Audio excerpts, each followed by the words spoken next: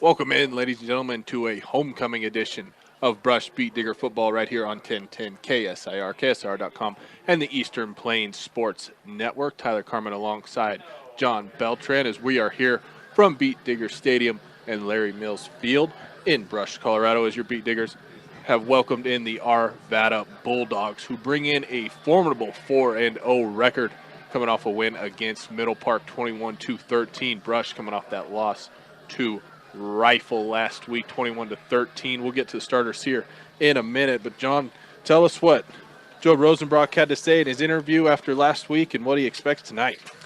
Well, they've got to be physical. There's no question about it. But the thing is, Tyler, they have to take care of the football. As he mentioned during Beat Digger Blastoff, they fumbled 4 times, and he thought they controlled the line of scrimmage. And as he mentioned, at the end of the game, they thought, man, we really won that game. But it got away from them early. You're on the road. You're down 13-0. And just some plays that really killed them. A 3rd and 19 for Rifle at the Brush 43, and they lost contain on the quarterback. Logan Gross is really nifty. I mean, this guy's 6'5", 175, and they were going at him, and it appeared they had the correct angle on him. He just sidesteps, and then they just run by him. As he mentioned, they flew by him many times, so they lost contain there in the first half. And you have a quarterback in Logan Gross is a great athlete. He accounted for 320 yards of offense by himself, well over 100 on the ground and 175 through the air. So you got to play contain on defense. You don't have to necessarily force turnovers, but don't miss any assignments. And again, take care of the football because that smash mouth philosophy has been solid. And the one thing they've got to contain this week is the lead receiver for Arvada, Jariah Arellano, who's got 9 touchdowns already. And let's face it, that quarterback, Trevor Lucero, he loves to throw the ball tighter, so the Brush secondary is going to be challenged tonight. Starting lineup brought to you by B&B Appliance. With over 30 years of experience, B&B can help match the appliances for your needs. Stop by 502 Ensign Street in Fort Morgan. First for the visiting Bulldogs. On offense, they go with number 1, Junior Aragon, number 4, Brandon Martinez, number 5, Gabriel Mongoya, number 9, Christian Lake, number 10, Trevor Lucerno, number 55, Yahal Urista, number 67, Nolan Drian, number 70, Danny Enriquez Jimenez, number 71, A.J. Taylor, number 79, Noah Reed, and number 84, Jeremiah Arellano. Head coach is Glenn Allman, assisted by Dennis Stipenbach, L.T. Martinez, Manny Martinez, and Marcus Miller. For your Brush Beat Diggers on defense, number 8, Wiley Eicher, number 11, Hunter Proctor, number 20, Percy Odell, number 21, Axton Haswell, number 23, Levi Cox, number 37, Tanner Ludgate, number 44, Richie Bruno, number 49, Brody Dick, number 55, Caleb Jimenez, number 63, Cole Curtis, and number 79, TJ Rivera. Head coach Joe Rosenbrock, assisted by Victor Lopez, Christian Valles, Lance Schwint, Adrian Cardenas, and Austin Soto. You know, Wiley had a couple of decent returns last week, so if he could continue that, that would help the Beat Diggers, obviously, with their field position, which they did not have in that first quarter against Rifle. Again, it was that one tough quarter, and when you're always playing catch-up, it makes it that much more difficult, especially on the road. But you're at home. As you mentioned, it's homecoming. You destroyed this team last year on the road. They are 4-0, but this is their toughest opponent so far in Brush, without a doubt. Brush in their home unis with their gray pants and maroon helmets and jerseys, yellow numbers. Arvada in their also gray pants, white jerseys, gray helmets. Opening kickoff brought to you by Buildings by Design. First impressions are important. Building by Design will make your vision a reality. Visit buildsbydesign.com. Brush is going to receive the opening kickoff. Arvada is going to kick to the north. The clock is set. Well, it's at 15 minutes, but we're not playing in the NFL, so that's the reason that we have not begun this game. Got to get it down to 12 minutes, and then the official will signal for the ball to be kicked off. There's the whistle. We're finally underway. Kick travels down just inside the 20. Eicher's going to take it, try and go up his left side. He gets hit hard shy of the 25-yard line. That's where Brush will take over on their first offensive series of the game. Look for him to go to Richie Bruno early and often. Looking at the stats early on, he is kind of their main piece on offense. 90 yards a game and 4 total touchdowns on the year. Well, and they still have to establish the passing game, but if you're running well, you don't have to establish it. I mean, Eric Rico, solid quarterback, but he's still working on arm strength. Hopefully he'll grow a little bit, and that will help as the Bee Diggers line up on that left hash mark. Best thing for a young quarterback is a good run game. And it does not start off on the right foot as always. They do give it to Bruno, and he goes nowhere. Lost a couple, I believe. Was hit right as he got the ball. You know, and ironically, he ran on the same side that he scored on 2 touchdowns last week, that pretty much right behind his left tackle, left guard. There was nothing there, and it's a loss of 1 for Bruno, setting up a 2nd down and 11. Crucial checks into the game. He brings the play in. Ludgate and Bruno in the backfield. Arvada looks like they're bringing the house here. Tanner Ludgate bounces out to the right side down the brush sideline. He's looking for room. Down the sideline, tiptoes, hurdles the bench. Good run by Tanner Ludgate. Should be enough for a 1st down and then some. We'll see where they spot him at. Looks right somewhere around the 40-yard line, right at the 40-yard line. Gain of 17 there for Ludgate, and a good job by the brush receiver just making sure. That could have been a block in the back, Tyler. We've seen that so many times, especially at the high school level, where you get a block in the back because the receiver is undisciplined. He did a good job. Just kind of held his hands up, stayed out of the way mostly. Up the middle, Ludgate goes for a quick 5. That is a typical dive play, just boom, a quick hitter. And they'll take that all day, but we know that Ludgate, he's got game-breaking speed. Oh, yeah, he hit 5 yards there in about half a second. Pretty much.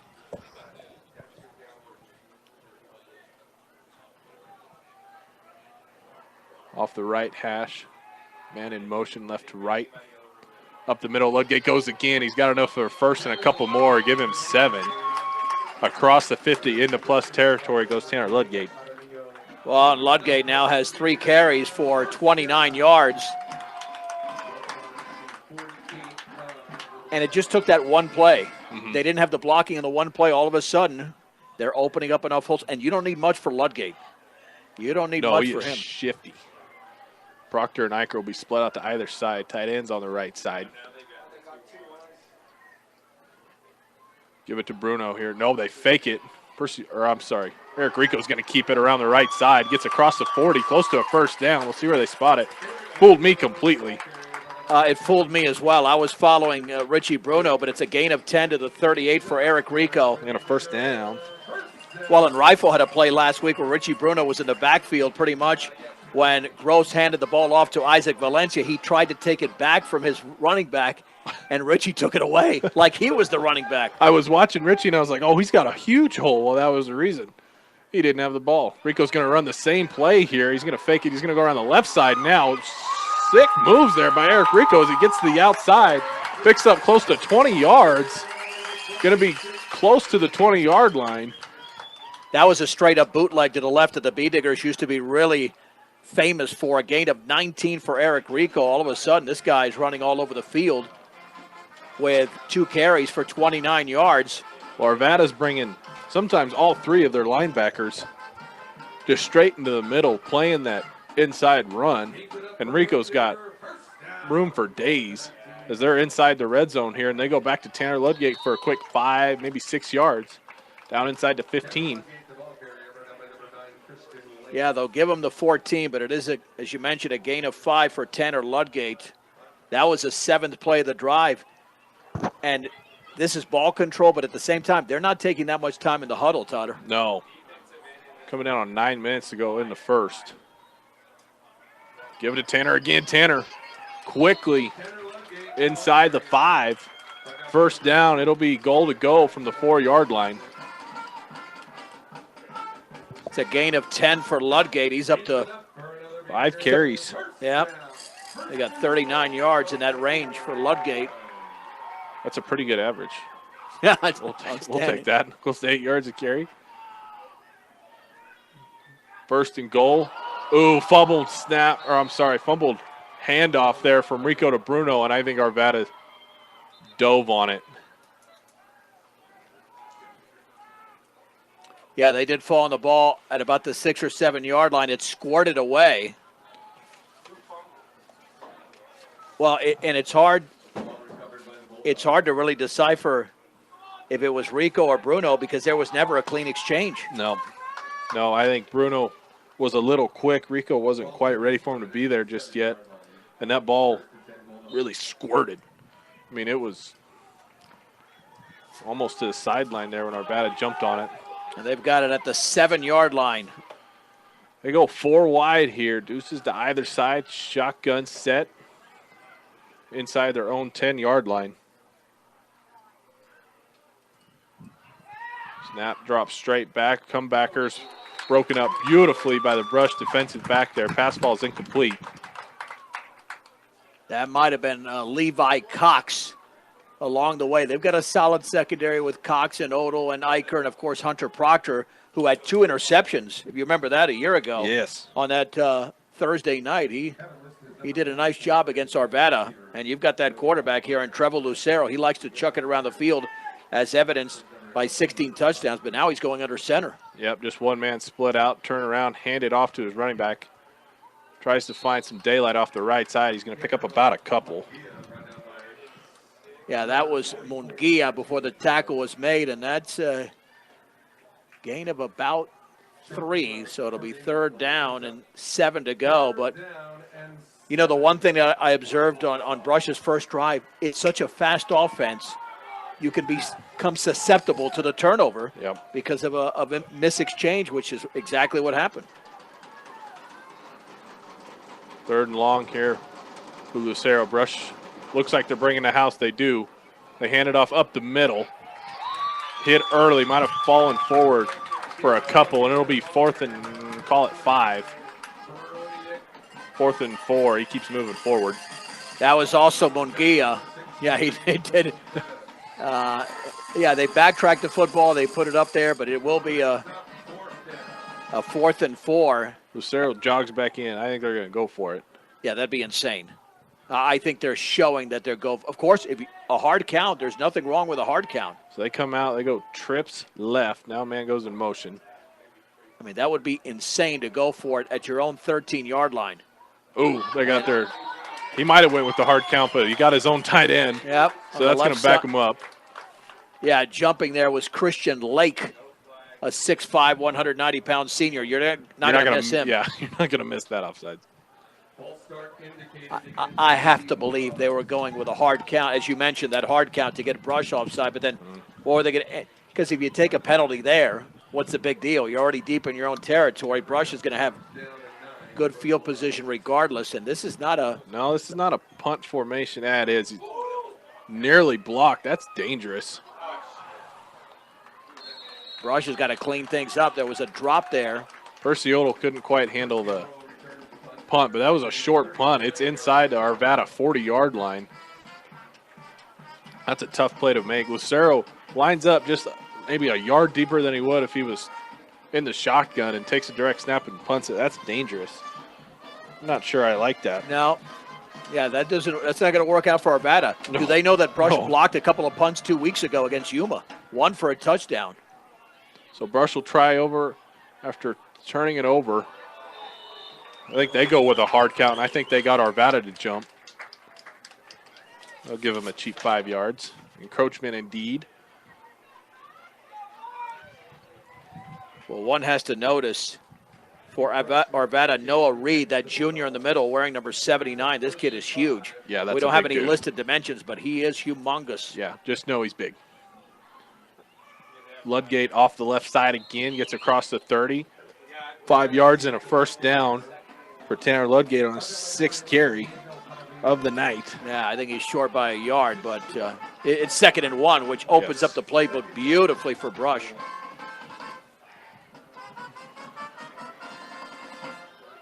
Yeah, Brush hasn't broken off huge plays this year.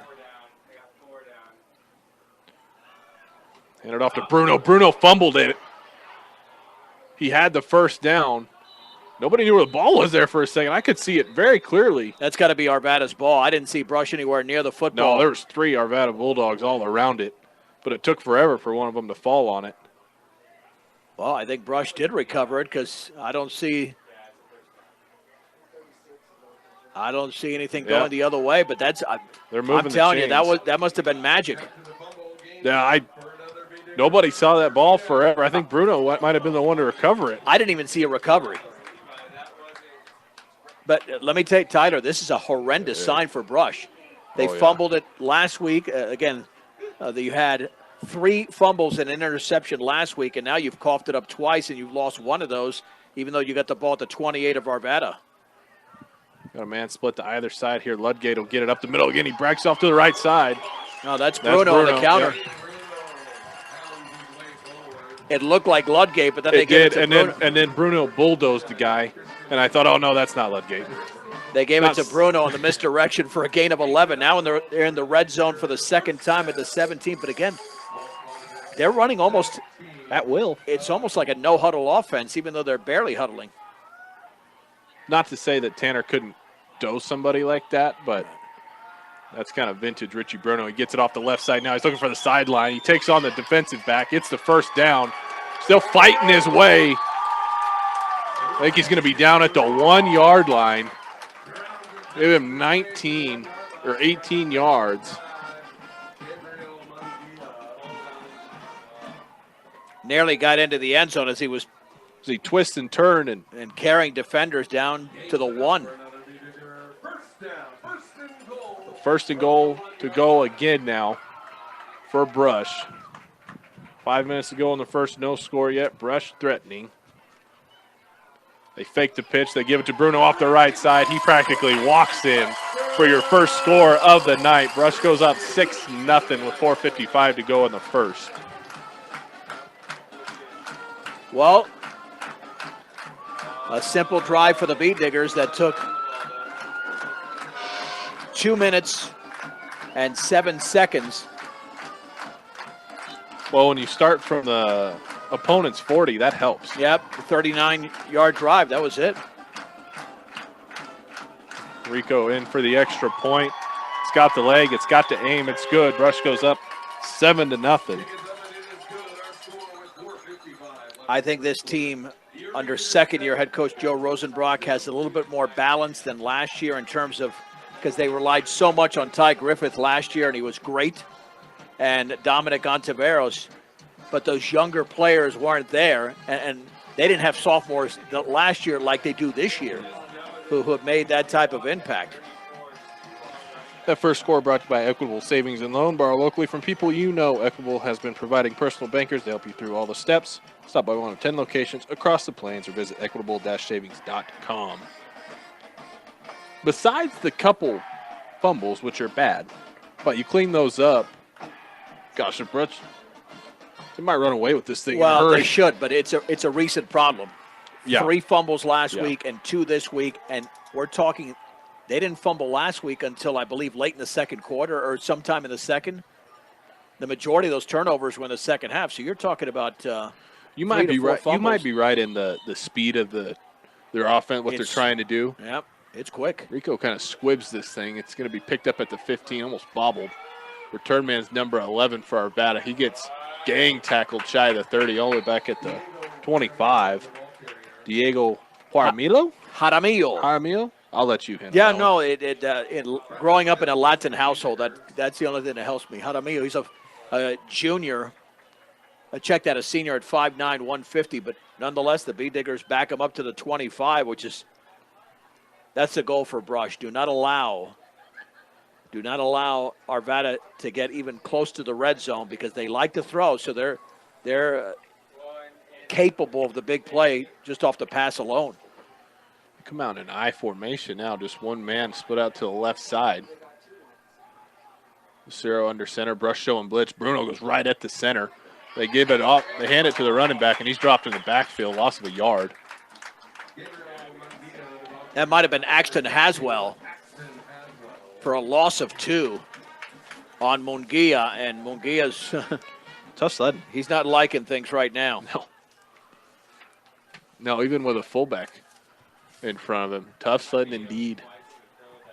It's almost unfair to that center. Richie Bruno's right on top of him as soon as he snaps the ball. He's getting blown into the backfield. They come out in the same formation. Second down, 12 to go.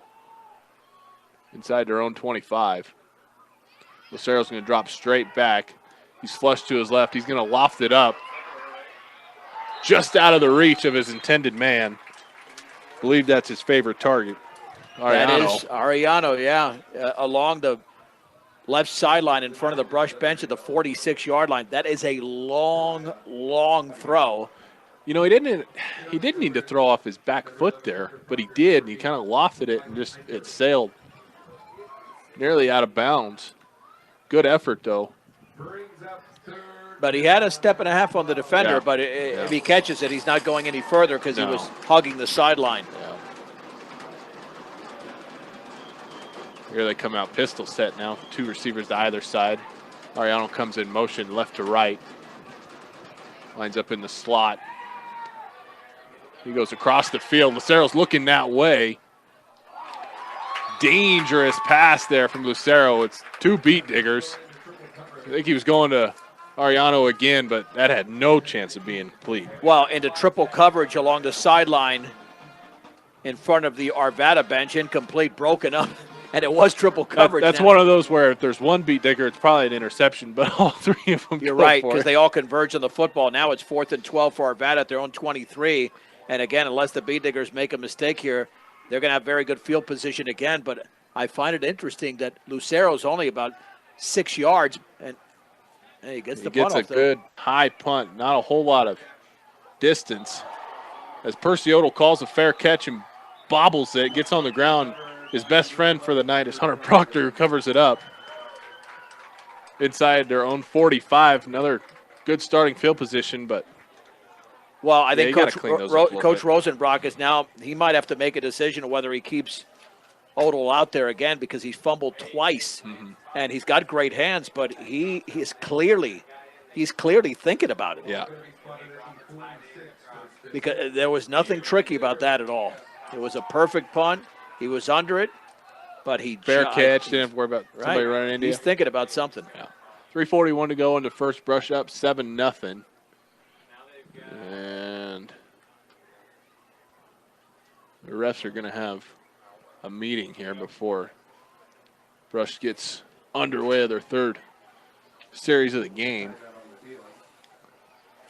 No timeout by either team. I think the refs are talking it over. Proctor clearly covered that ball, so I'm not exactly sure what they're talking about. Yeah, I mean, there's no debate who's got the football. 7-0 Brush and a 1-yard plunge there by Richie Bruno. Keep in mind, Colorado Prep Scoreboard Show with Kevin Schaefer coming up from 9:30 to 11. The refs must have decided everything's okay. As Brush gets underway here, they fake it to Bruno. Rico's got room for days up the middle of the field. Blockers in front of him. Eric Rico's going to take it 45 yards on one play. He went 54, but there's a flag down at the 41. It looks like there's a flag unless that's a hold against Brush. It's coming back. Oh, no. You're right, 54. Yeah, but it's Not coming 45. back, and he's only – Brush will have a first in about 7 or 8 because the flag's resting at the 41, so he'll actually pick up yardage. It's a great bootleg, Tyler, where he's holding the ball on his right hip and nobody can see it. Well, and you're 75% of the time, you're going to believe that Richie Bruno's got the ball coming downhill. Yeah, so it's actually a gain of 13. They draw it 3 yards back, so now you're at first and 7 now for Brush at their own 49-yard line. That's too bad because that thing was perfectly executed. That was a beautiful play. But again, how many times have we mentioned a play like that? I give Brush credit, though. That penalty is somewhat of an anomaly. They've been really clean offensively. No, their lack of discipline has not been with penalties. It's been with the fumbles lately. So 1st and 7, just shy of the 50. Arvada brings a blitz, and they get in the backfield in a hurry. Ludgate never goes to the ground, but he gets pushed back.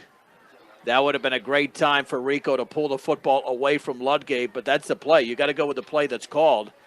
And in fact, it's a loss of 2 for Tanner Ludgate. They go from a 1st and 7 to now a 2nd and 9 at their own 47-yard line as we're inside of 3 minutes to go in the first quarter. On second down, got a man split out either side, tight end to the right. They give it to Ludgate off the left side. He's looking for grass. He finds the edge. He gets across the 50, sidesteps a man. Gets tackled along the Arvada sideline right around the first down. They're going to give him, I'd say, 10 yards. They haven't moved the chains yet, but from where the ref's standing. He sidestepped that defender so nicely. It's exactly 10 yards to the 43 and a first down for Tanner Ludgate. They might have a couple of guys going over 100 yards tonight. Maybe even Rico, if he can break off another one of those big if he breaks another bootlegs. 50-yarder, yeah. Absolutely. Rico's got himself 40 yards roughly. He keeps it here on the bootleg to the right. Nearly the same play. He finds a sideline. He's got a man to beat. Waits on his blockers. Cuts it to the middle of the field. Arvada catches up with him, but they can't bring him down. He gets tackled inside the 5. Got an Arvada player down right about where he got tackled. Good grief. Eric Rico. It's a gain of 41. He went from the 43 to the 2. And we were just talking about that. Who was going to bet that your quarterback was going to hit 100 yards first tonight? Yeah, crazy, but he's running so well in that bootleg. Oh, Arvada's just selling out the inside run, though. Give it to Bruno now off the right side. He plunges across, and there is the indicator. Touchdown. Your Brush Beat Diggers. Richie Bruno, second score of the night from about 3 yards out. Does Richie Bruno score at least 2 touchdowns every game? Because he had 2 last week. I think he might have had 2 against the Mustangs in that overtime victory. He is quite the factor. And who else? I mean, you could give it to somebody else, but you think of a good smash mouth type of player near the goal line. Eric Rico's kick is up and good. 1:53 to go in the first. Brush is up 14-0. Homecoming game's off to a pretty good start. Without a doubt, that was a 1 minute and 48 second drive, 54 yards on the drive for Brush. You know what's funny is it could be 21-0. Well, Tyler, I was just going to say, there's one way to stop Brush, and there's one.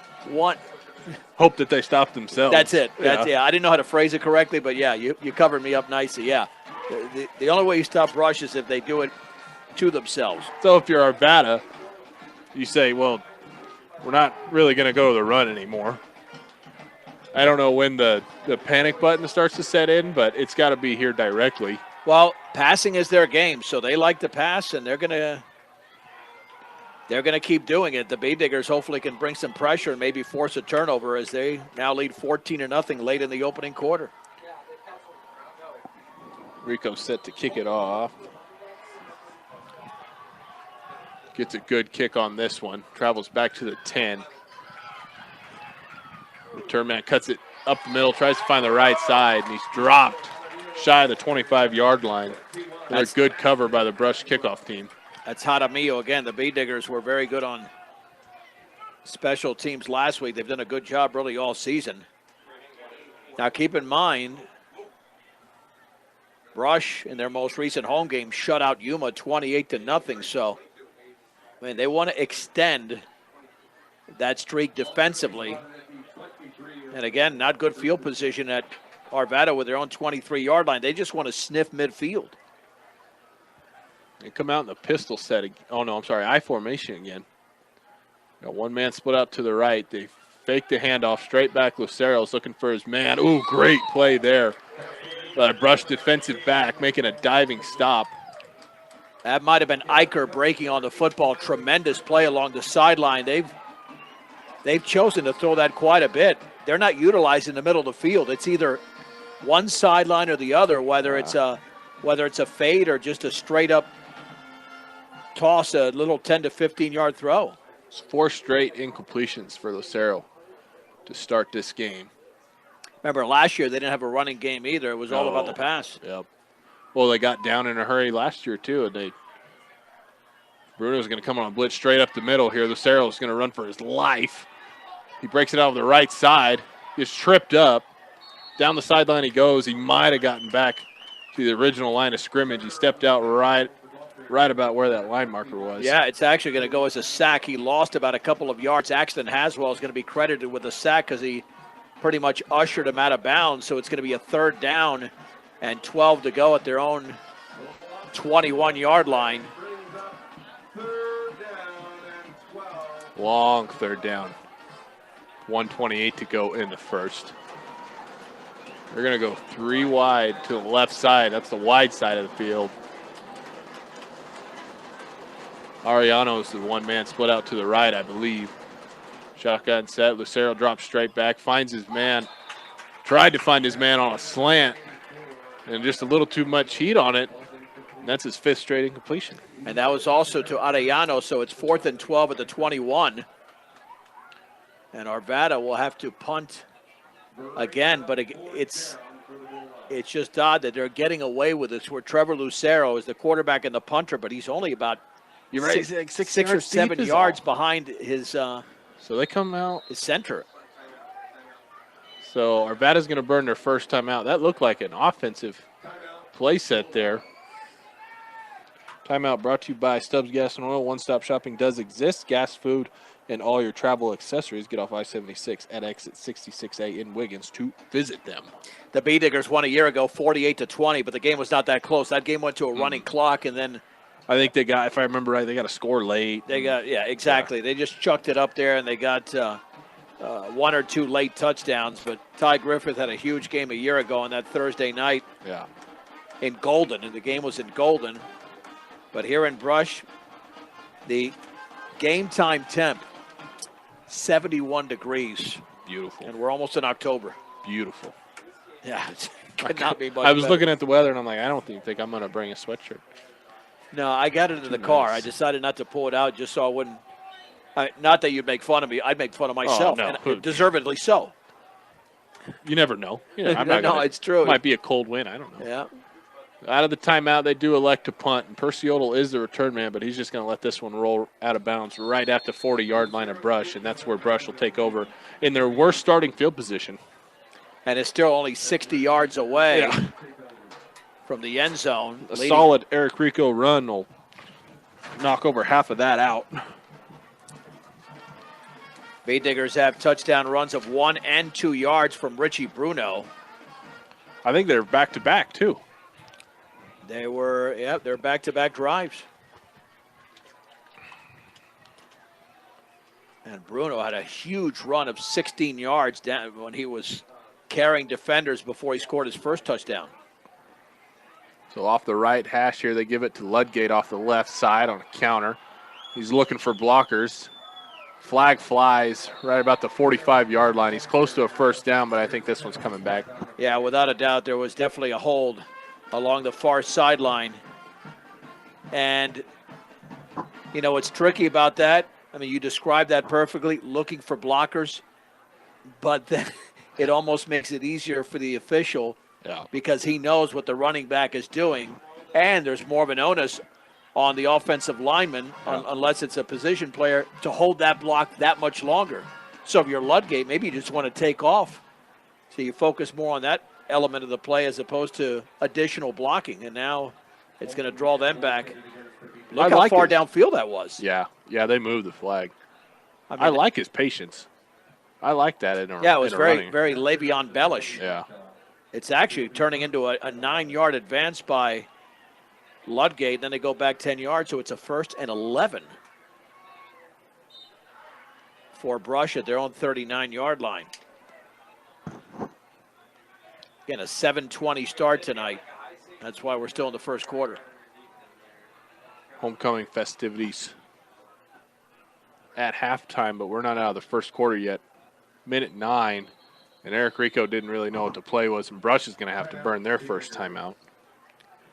Well, the good when the quarterback's raising his hands in the air like quarterback, like coach, I don't know what's going on here. Timeout brought to you by Rudy's Tires. They have 9 locations across Northeast Colorado and Nebraska, which means there's always a location close by. Rudy's Tires brings you 10-10 preps and more every weekday. Visit rudystires.com for more. It's good to call a timeout.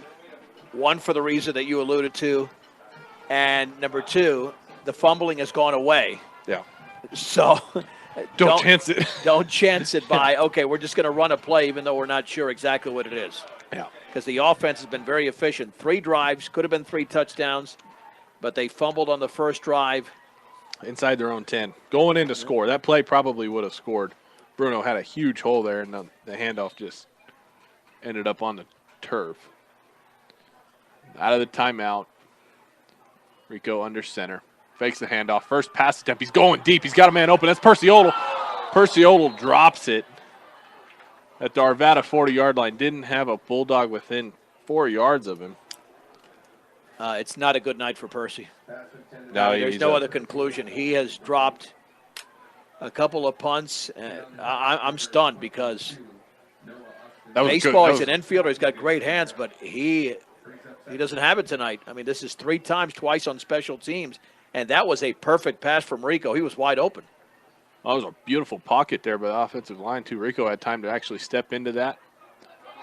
Ludgate's going to go off the right side here, trying to make men miss. Gets across the 40. That's going to be a long third down, right about 3rd and 10. I think Rico might have picked up a couple. Well, Ludgate there, again, waiting for his blockers, but sometimes you want to mix it up and not just wait, just go for it, because now you've got a 3rd down and 8 at your own 42-yard line, and this could be the final play of the first quarter, down to 33 seconds to go, as Percy Odell will check in with the play.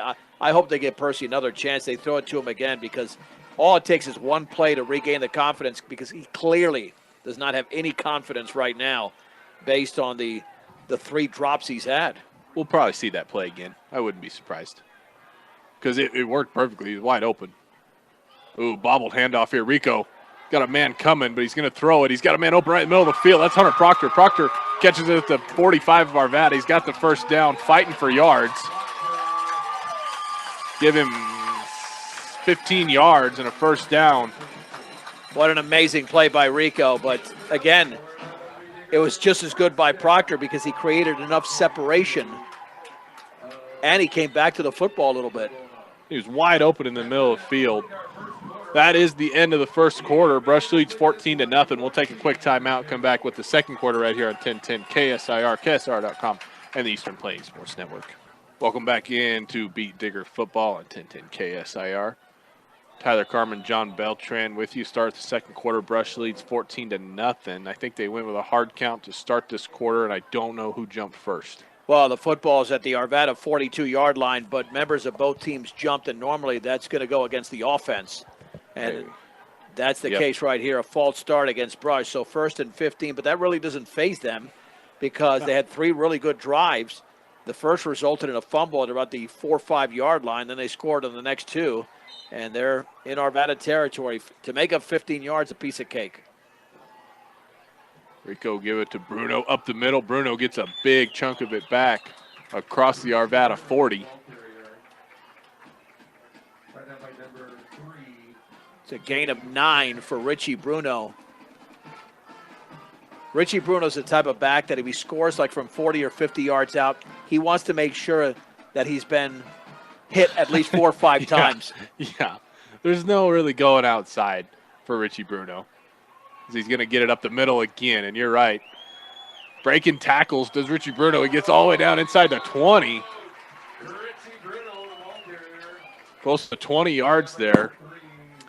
Yeah, they'll give him 19. He went from 38 to the 19, so it's a gain of 19. And I'm telling you, you're going to have 3 backs over 100 yards here. The quarterback and might be in the first half. It might be in the first half. They're in the red zone already. You're right. They're going fast. They faked the outside pitch to Bruno this time. Up the middle goes Tanner Ludgate. Ludgate is going to get into the end zone for the 3rd Brush Beat Digger touchdown of the game. He got there so fast, I didn't really see it. Well, he utilized the right sideline. He started off to the middle, then he bounced it to the outside, and he had the sideline, and nobody was there, and Ludgate just too fast, and the Beat Diggers are back on the board, and they lead 20-0 with the extra point to come. And, again, they're scoring so quickly.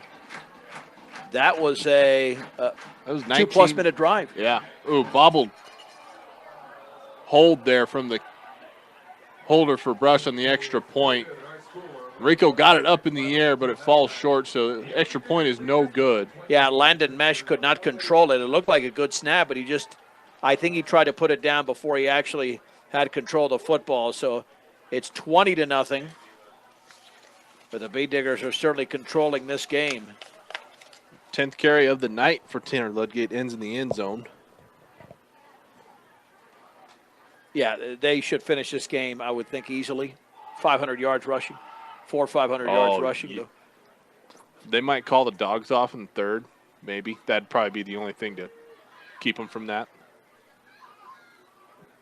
Or they might might go for the Miami Dolphins way of doing things. It's amazing how you're thinking along what I'm thinking. Okay, because the Dolphins did throw a couple of passes in there, but they were basically running. Yeah. They had 726 yards of total offense. When you have two running backs that score 4 touchdowns apiece.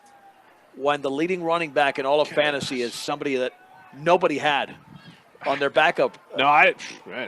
Nobody heard of Devon A-Chain until Sunday, and the Broncos made him famous. Yep. So 20-0 to score. Kicks it off. Good kickoff here from Rico. Travels down to the 10. That's Jaramillo. Jaramillo, he tries getting around the left side, but Brush covers him in a hurry there. Stops him right around the 25-yard line. Looked like he had some room to run there, and then a Brush cover man knifed in. Good low tackle there. Baez in on the tackle. Well, the truth of the matter, they could get it to running clock for the entire second half. They're 3 touchdowns away. You can miss one more extra point, even though it really wasn't missed by Rico. No, he got a pretty good kick off of it. He did. Arvada's got it their own 24, so again, not great field position. Shotgun set here. They go trips left. That's the short side of the field. Drops straight back. I think it's going to be a false start. It is. It looked like, actually, Ariano looked like he tried to leave a little early on this side of the field. So now they're inside their own 20-yard line of 1st and 15.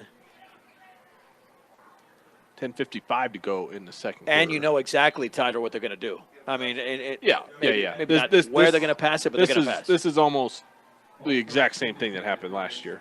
Brush got up in a relative hurry, and Arvada just had to try their hardest to get back in it by throwing the ball. They go with the run here, and that goes absolutely nowhere. If that's Munguia, I think he might have gotten back to the line of scrimmage, and that's about it.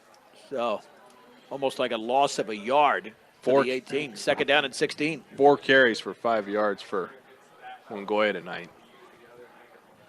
He's not having a good time. Well, that's why you can't look at just that 4-0 record and say, 4-0 is against those opponents. Now they're facing a real team. Shotgun set again. Bruno comes up the middle. They throw a slant. That's a drop. That's a straight-up drop by number 9 for the Arvada Bulldogs. That's Christian Lake.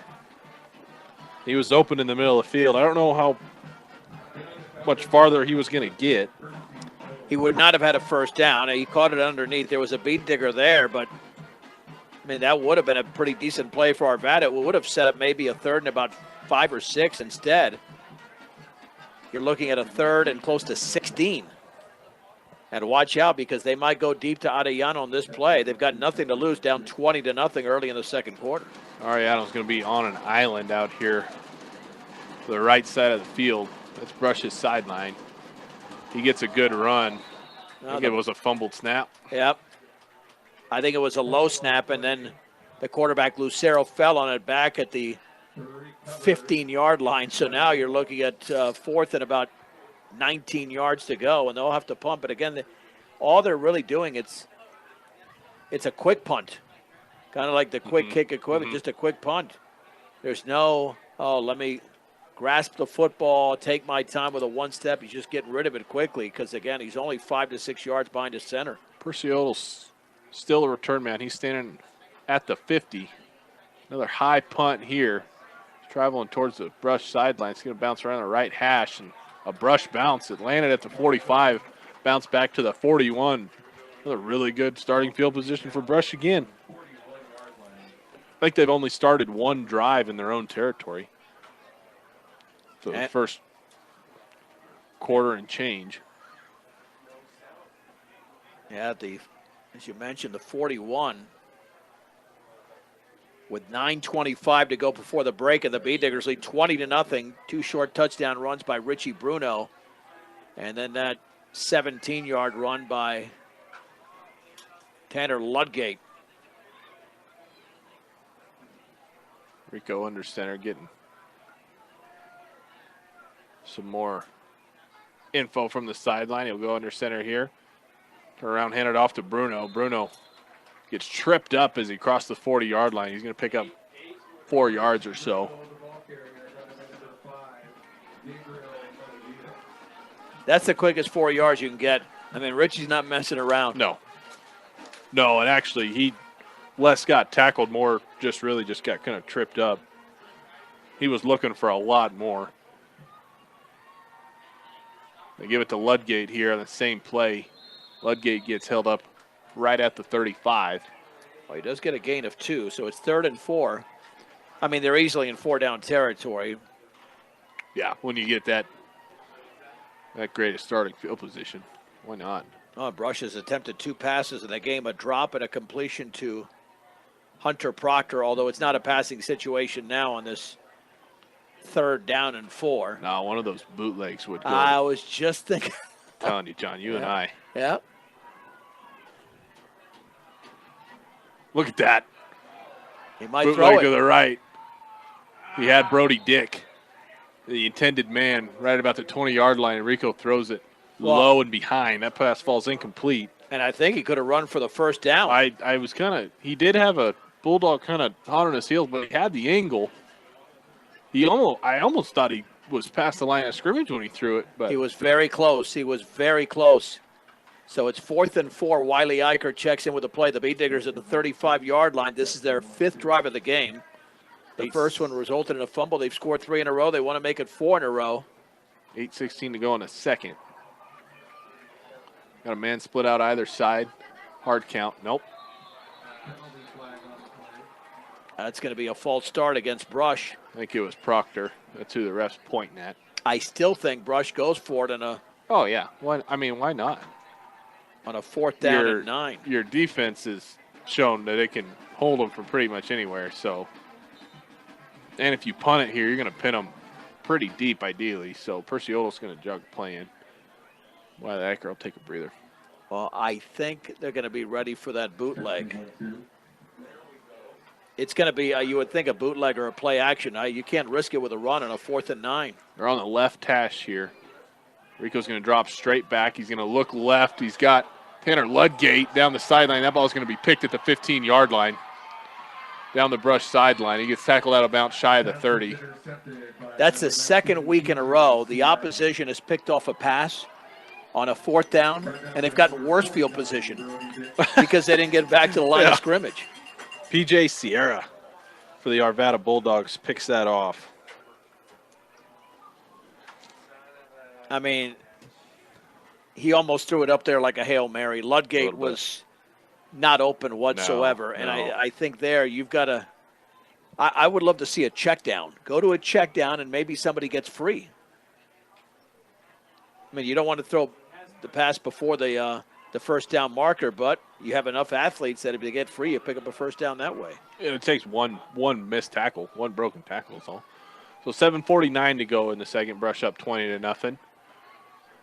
Arvada's going to go with a screenplay here to Ariano. Ariano's got the most yards, I think, for an individual play for Arvada thus far. That's the first completion for Lucero. And it's a gain of 9 to the 38. So it's 2nd down and 1 to go for Arvada. Oh, they're going to give him a 1st down? Okay, okay, that makes sense. It was at the 29, now at the 39, not at the 38. So it's a gain of 10 on the pass to Jariah Arellano.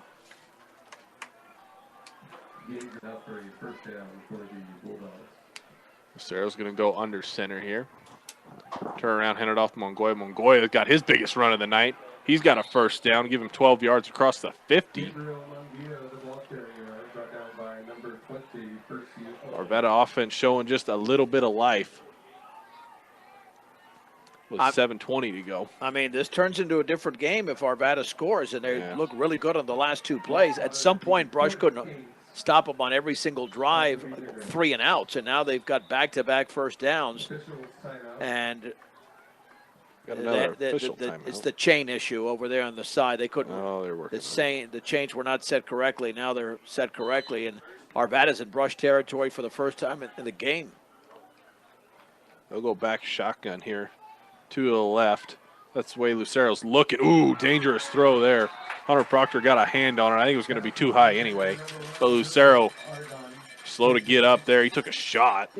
Intended for Junior Aragon, and Lucero nearly, you mentioned he took the shot. I mean, Proctor nearly jumped the route. If that ball's a touch slower, yeah, Proctor's in the end zone right now. Because he was flying. Well, again, he did have 2 interceptions last year as a junior in Golden. We'll go deuce to either side now. Shotgun set again, 2nd and 10. Man in motion, left to right. Lucero drops straight back. He's under pressure. He's going to go for his man. That ball's going to be picked off. That's Percy Odell. Percy Odell gets the interception there. He gets across the 40. He had all the fight in the world, and Christian Lake kind of gave up on that ball. And Percy Odell with a little bit of a redemption there. Is that Lucero hurt? Somebody's hurt. I don't know if that's Lucero. I don't know. I saw the ball in the air, but I imagine the pressure he's under, he probably took another shot. But that was a tremendous interception because Odell, he gives up some inches there to gave Christian up, Lake. and he had to maneuver his body to place himself in position. No PI. Played beautifully. There is a player down for Arvada. I think it is That's Lucero. He took a shot. I mean, he took a shot in the midsection. Well, that's 2 plays in a row. Well, that's why the pass turned into a little bit of a wounded duck. He had to throw off his back foot. Are they calling? Oh no! I think drop? I think he just dropped it out of his pocket. Okay, yeah, because that certainly wasn't. No. Oh well, they are calling some against Brush, but that's. Let's see what the call is. The interception went back to the 42. I don't think it was roughing the passer, was it? I don't know. I saw the ball. I mean, now it might be. No, the Bee Diggers look like they're going to have to. Well, I don't know now. No, that's their defense still out on the field. That would nullify the interception by Percy Odell. Yeah. It's roughing Mr. Acosta. No, but if they're walking it off there, that's got to be Brush ball. That has to. There's no way that could be a 30-yard penalty against Brush, unless it. It is roughing the passer on Brush. So that does negate it. But that is interesting. That is weird. How is that penalty even valid? That's a 30-yard penalty. And Lucero's back in the game. I'm sorry, that's a lie. Lucero's not back in the game. No, that's Jaramillo who's taking the snap. And now we have illegal procedure, a false start against Arvada. Okay, I don't understand the mathematics what just happened there. If they called roughing the passer, it should have been, the ball should have been closer to. I guess I don't know the rule. Well, maybe that was the original. Maybe I've got my math wrong. Either way, it's 1st and 15. Arvada at the Brush 38. Brush leads 20-0 with 6:48 to go before halftime. Jaramillo's still in at quarterback. He's going to shotgun snap, run to the right. He's looking for the sideline there. Flag flies. Hunter Proctor brings him down at the 30. Flag's back at the 35. This is probably going against. I think it's a hold on Arellano. I agree. The wide receiver, so that's now they're going to get closer to midfield. Because that was it was around the line of scrimmage, so it should be at about the 48-yard line, but I think they're going to flag it from a little bit further downfield. Nonetheless, now we're going to have to do more math. It's going to be 1st down and 21 to go. I'm glad you're handling that part of it. Yeah, well, I have to here because it's getting more complicated. Well, they got to get to the 24. So they're gonna replay 1st down after the hold, after the roughing the passer penalty. 1st and 21. Lucero is going to be back in at quarterback. He's going to roll to the left, throw off his back foot again for no reason whatsoever. 2 beat diggers in the vicinity. That pass is overthrown, falls incomplete. That is the 10th passing attempt for Lucero. He is 1 of 10 for 10 yards through the air. What I don't understand is why they're going for the home run. You're going for Well, the and you're adding yards to the home run. Drop back like 10 yards on that play. Right, yeah. So, I mean, I would throw slants and screen. I mean, they threw that screen. That screen's the only successful pass play they've had. And that was like a wide receiver screen that went for 10 yards. They go I formation here. Brush brings a blitz. Lucero's going to run for his life again. He's going to turn it up the middle of the field. Good tackle there by Brody Dick, I believe. Yeah, it's only a gain of 4-2 to the 41, so it'll be 3rd down and 17 yards to go for Arvada in brush territory. But again, the Bee Diggers unable to extend the 20-0 lead after they were neutralized in their last drive. They got into Arvada territory, but they turned it over on downs. So Lucero's going to go back to the shotgun here.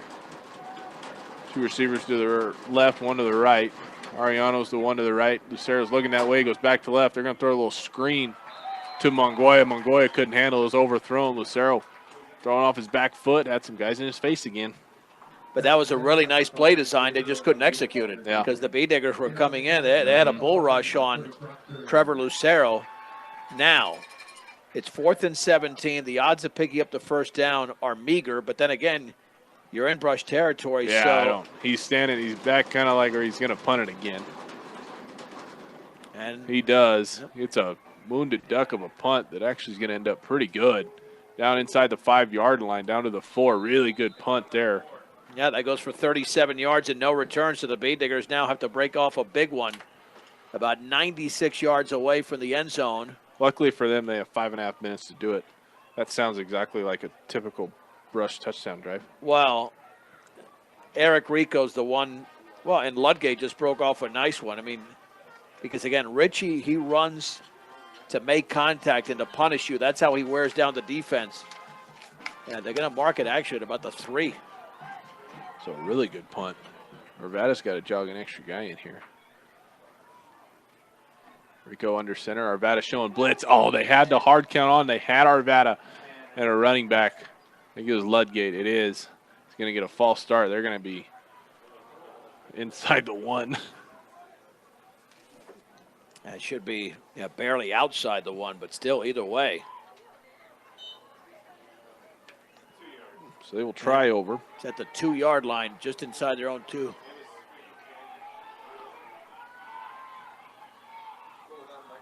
Up the middle goes Richie Bruno. Gets a good chunky yards there.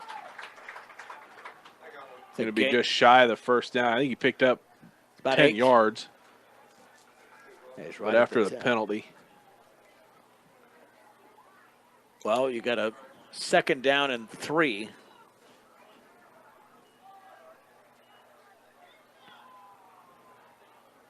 Same formation for Brush. Up the middle they go again. Bouncing out to the right side. First down is picked up. I still don't know who the ball carrier is. It's Bruno again. And he picked up 10 yards, so Bruno's picked up the last 18, going from the 2 to the 20. That's 11 carries for Bruno. Same number as Ludgate. Got to be close yardage-wise, too. They're going to go 2 split out to the left side, the wide side of the field now. Rico under center. He gives it to Bruno again. Richie Bruno, the ball carrier. Give him about 6. Number 5, Gabriel Mongoya in on the tackle again. I mean, Arvada's got a decent tackling team. The Bee Diggers have made a couple decent. The problem is they're not tackling early enough. Brush is getting downfield and picking up 5, 6, 9, 10 yards, but now, how would you feel if you had to tackle Richie Bruno? Oh no! Every drive. Oh, you're right. No. That is. And then on the next play, you got to sprint to the sideline and try and get Tanner Ludgate. Yeah, that's a battering ram. 2 wide again to the left side again. Rico's going to drop straight back. He's looking left. He sets his feet. He's going for the home run ball to Hunter Proctor. He gets lucky as P.J. Sierra had a chance again for an interception. Gosh, Proctor had a step and a half on his guy. Rico just didn't quite throw that to the sideline enough. And luckily, that pass falls incomplete. Those are passes he'll complete next year. It's going to be tough this year. Gosh, when he can set his feet and get something behind it, he throws a pretty ball. Yeah. It's just the location. And he could do it this year, but it's just not with consistency. They don't call enough of those plays. Yeah. 3rd and 5 now at the 25. They give it to Bruno here. Bruno bulldozing, guys. Oh, my gosh. He picks up the first down, gets down to the 40. Good grief. 15 yards for Richie Bruno. He only needed 5, but he'll take the extra 10. 3:40 to go in the first half. Brush up 20-0, looking to add to it before the half. This is basic football for Brush. Just on a drive that started at their own 3-yard line, they had to back up after a false start. They give it to, they fake it to Ludgate off the right side. Rico's going to go left. He's got to break tackles. He does. Breaking more tackles. He gets across the 50, tiptoes down to the 45. He was dead to rights at least 3 different times there. Well, he went from about a 3-yard gain to a pickup of, 14 or 15. It's going to be from the 41. Oh, they still haven't set the ball.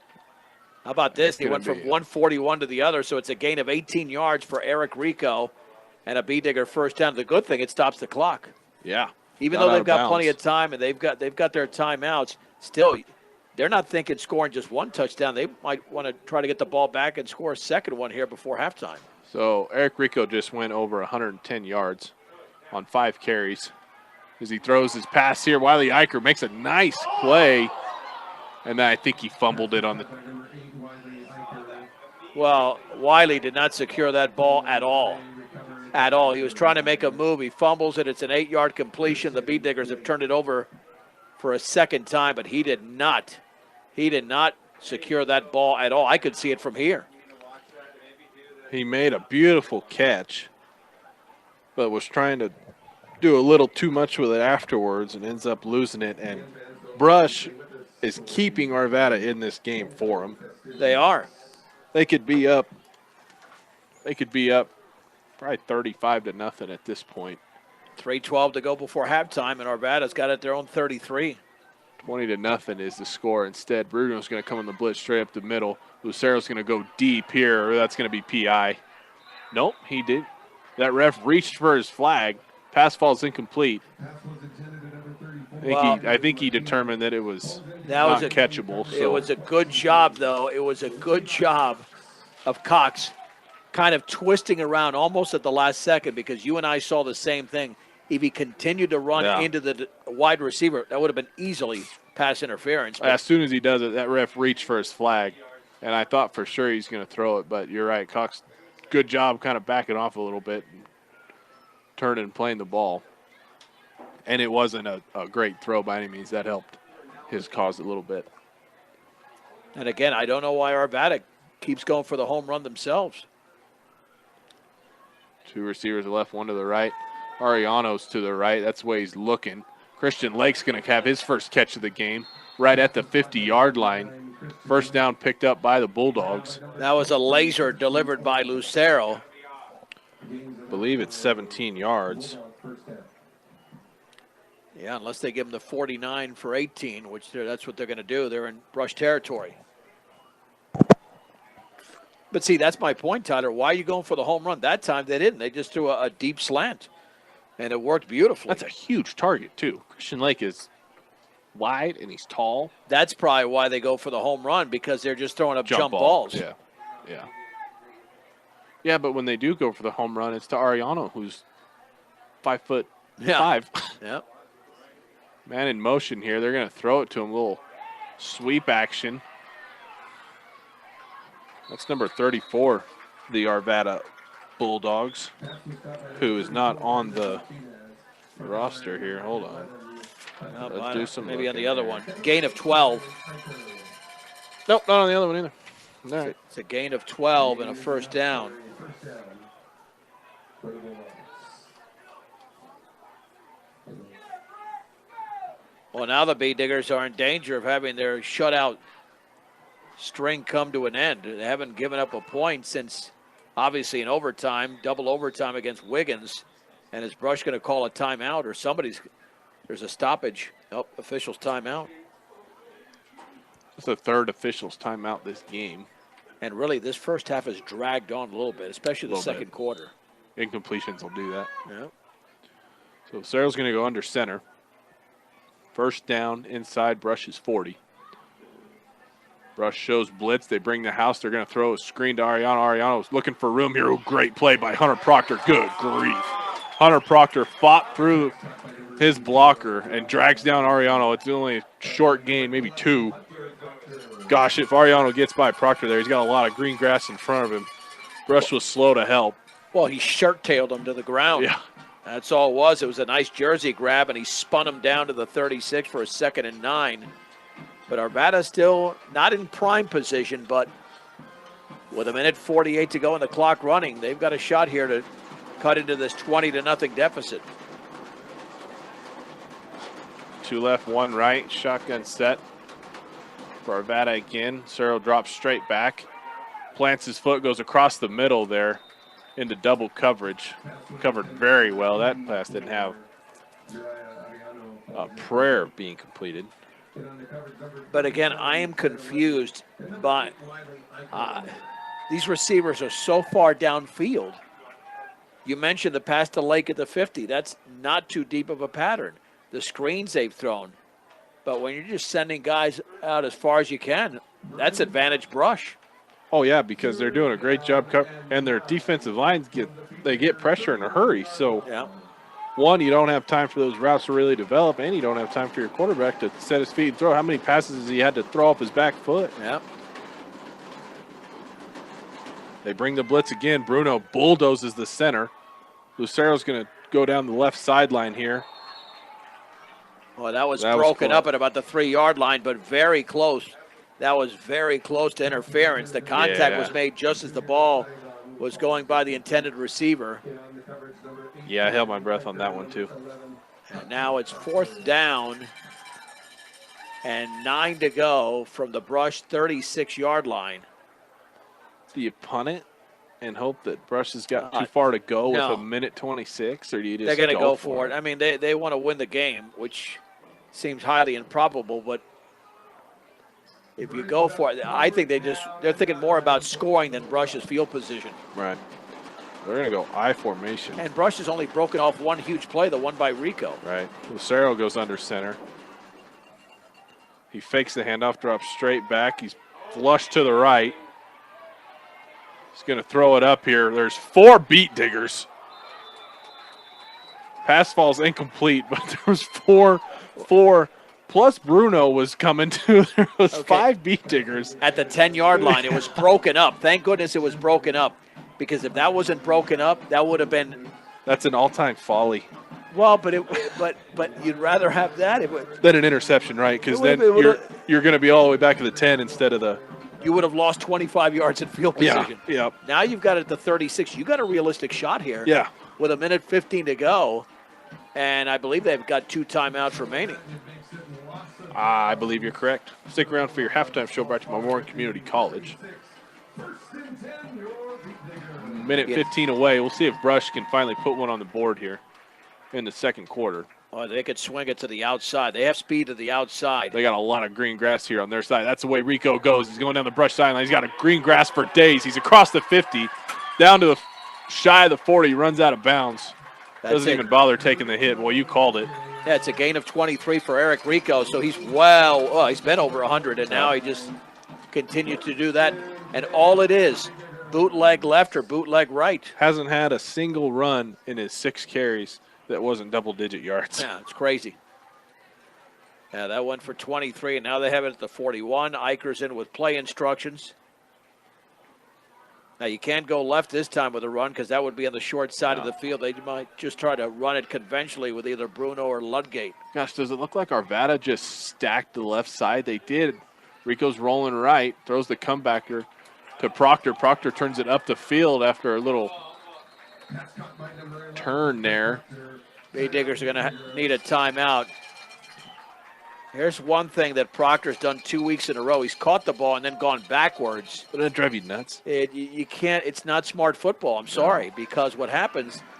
I think he got back to where he caught it, Yeah. which is probably where he's going to be tackled anyway. 7-yard pitch and catch there from Rico. But, yeah, you're like, I get trying to make a play. I get it. But you see it a lot. Guys will try to make a play by going backwards and not make a play. Listen, he's a terrific athlete, but you're not that good, okay? No. Because that's why you don't see it at the highest levels. Guys catch and they go backwards because they think they can outmaneuver a defender. It's really difficult to do that. And here's the thing. If you get away with it in this game, you're not getting away with that against top-notch teams. So it's best not to establish that as a habit because now it's happened 2 weeks in a row. So just go upfield or take the hit. Or get out of bounds. So out of the timeout, Brush Hill has one remaining, 56 seconds to go. And you got a second down and 3 at the 34 of Arvada. Second quarter up 20-0. Trying to, at a minimum, get a field goal here.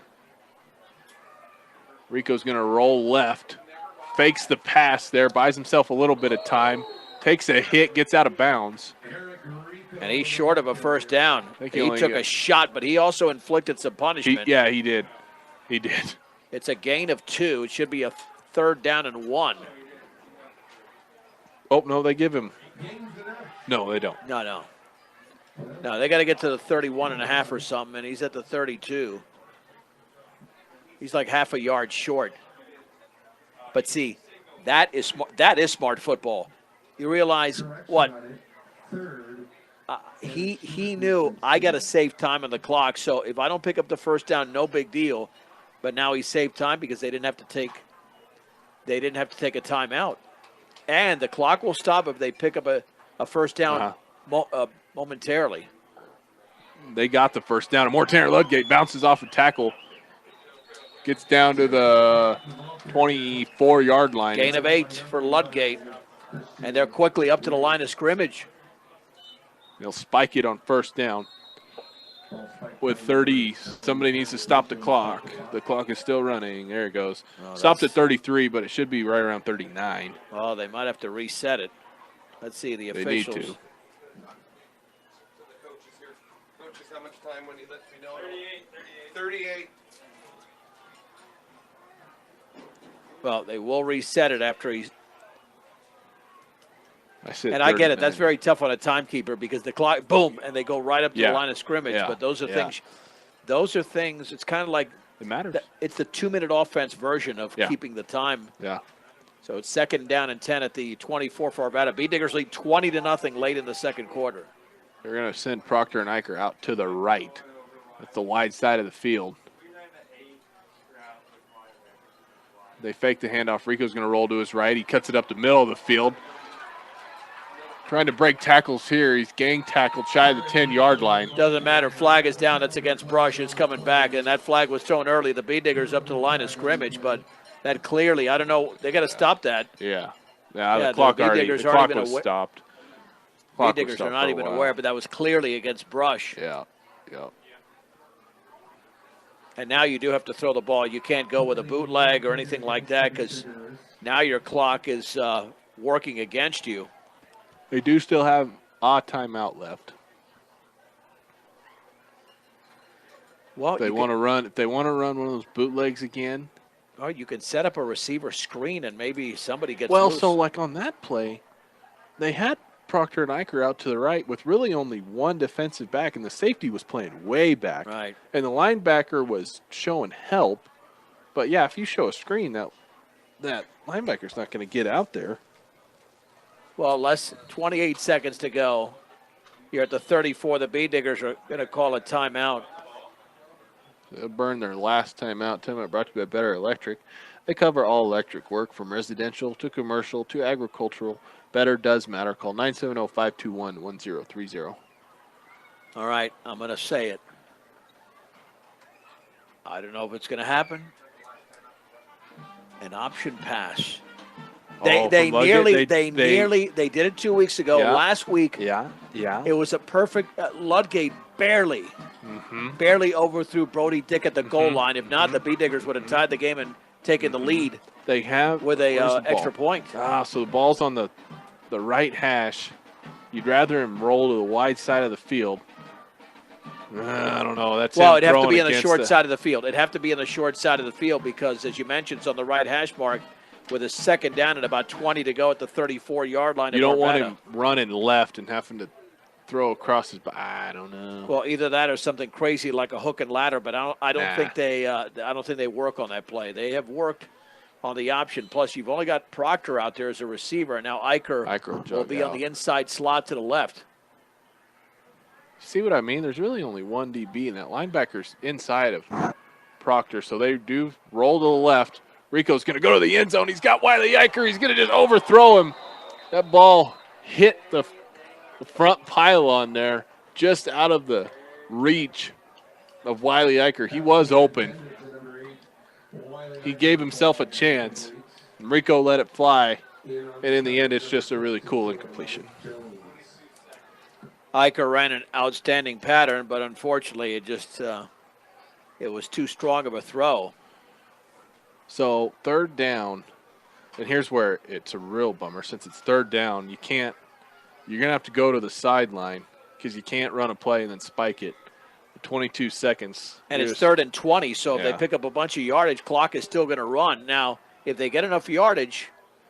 I trust Rico from. Yes, you can set up for about a 35-yard field goal. 30. He's going to roll to the left again. He's looking for help. Oh, he's going, almost took a shot. He's going for Eicher again. Eicher. Oh, that ball's going to be picked off right at the goal line. Arvada's going to bring it back with 12 seconds here down the brush sideline. He gets tattooed at the shy of the 35.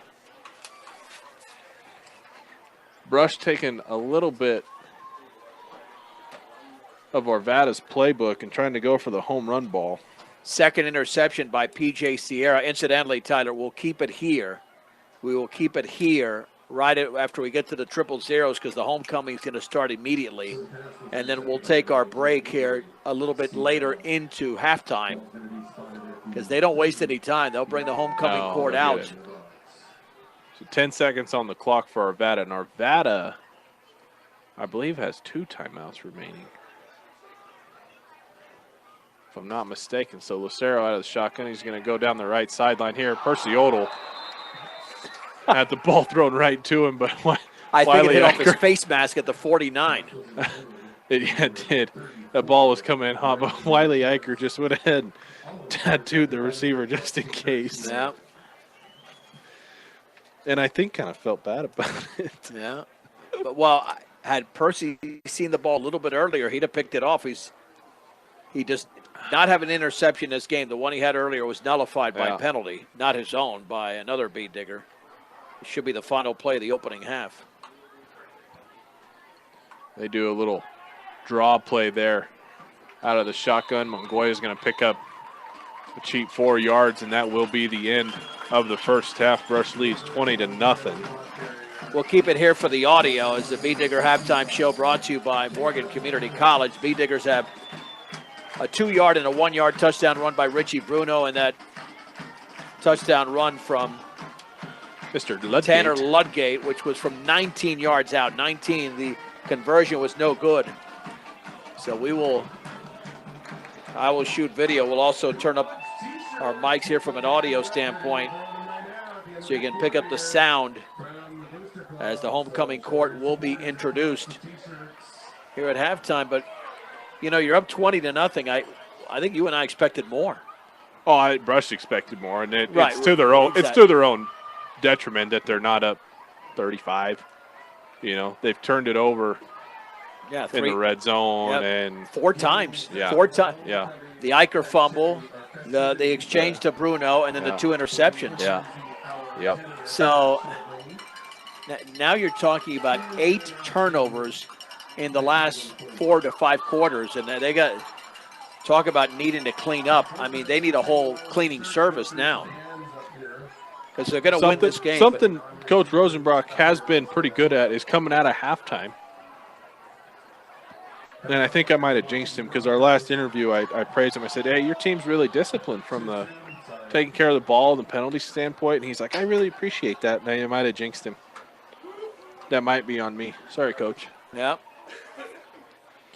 Your halftime show is brought to you by Morgan Community College. Start your associate degree, continue your education, or get a specialized certificate. Visit morgancc.edu for more. They're throwing T-shirts into the crowd, or they were. No one ever thinks to throw one through the window of the press box. And we'll send it to Paul Acosta as soon as we get the official homecoming court out there. Normally it's snap of a finger, They do but feel like they're dragging their feet. we're still waiting. With the Bay Diggers on a loss-win pattern so far. Actually, they won 2 in a row. Then they lost again, but here's their best shot to win 3 straight. Tonight, Sterling on Thursday, Weld Central the following Thursday. So it's 2 Thursdays after tonight. And then Friday, October 20th at University, Friday, October 27th to close out the regular season at Tinmouth.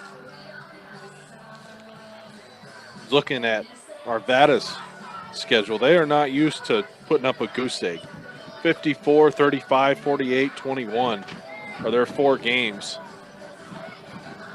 They're used to scoring in bunches, but absolutely stymied thus far. All right, let's send it downstairs. Mr. Paul Acosta will take over from here.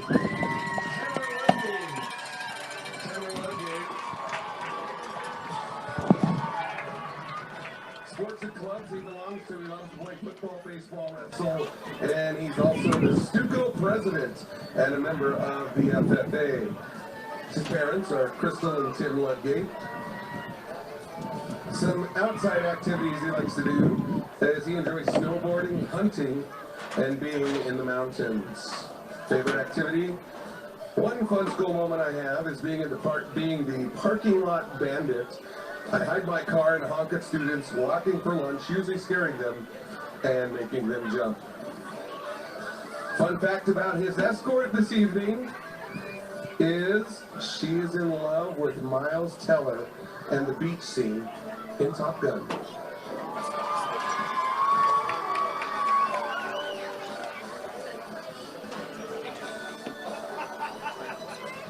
And he is escorting this evening Madison Evelyn.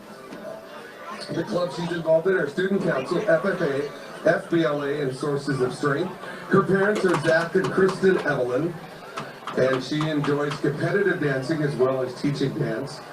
And fun school moments, student section at the basketball and football games. One fun fact about her escort, in Tanner's downtime, he builds really expensive Lego cars, and he hates ranch dressing. There they are, that's Tanner, Ludgate, and Madison Evelyn. Our next couple, Hunter Proctor. Sports teams involved with football, basketball, and baseball, the clubs. He's involved with the Stuco and Jazz Band. His parents are Becky and Travis Proctor. And some things he likes to do, outside activities, are fishing, camping, listening to music, and golfing. His favorite school moment was the basketball student section freshman year against Eaton because there was a lot of people and everyone was hyped up. And one fact about his escort this evening, who we'll talk about shortly, is that Stephanie she is a professional vlogger. If you don't know what that is, ask your child, they'll tell you. He'll be escorting this evening Stephanie Lopez. Stephanie plays volleyball. She's in Student Council, Latino Leadership, and Sources of Strength. Her parents are Armando Lopez. She loves to dance and do her makeup and enjoy making memories, and I love to document everything. A fun moment of high school would be being in student section at all of the games. And one fact about Hunter this evening is he loves eating cold corn. That's Hunter Proctor and Stephanie Lopez. Up next is Wiley Eicher. Both playing football, wrestling, and baseball. Parents, DJ Eicher and Denise Eicher. His outside activities is he does shooting sports at 4-H. And a fun fact, or fun school moment, excuse me, in weight class, I was messing around with Brody Dick and he threw a yoga ball, and someone had bounced it back and hit in his face, pushing his toothpick through his tongue, and he could not stop laughing. And a fun fact about Wiley tonight is, his escort, excuse me, is he accidentally hit her in the head mid-volleyball game, and she likes to pick things up with her toes. She loves ice, only likes M&Ms, and loves Legos. Pretty funny, great school spirit. He's escorting this evening Isabel Metlin. Sports that she participates in are volleyball and tennis. Her parents are Kristen and Randy Metlin. And she participates in club volleyball and travels throughout her off season. And a favorite school moment was when me and some of my friends were taking pictures of sports with the fog machine, which everybody in the school knows about this one, and accidentally set off the entire fire alarm system, evacuating the entire building. Fun fact about her escort is he likes making TikToks. Everyone, Wiley Eicher and Isabel Metlin.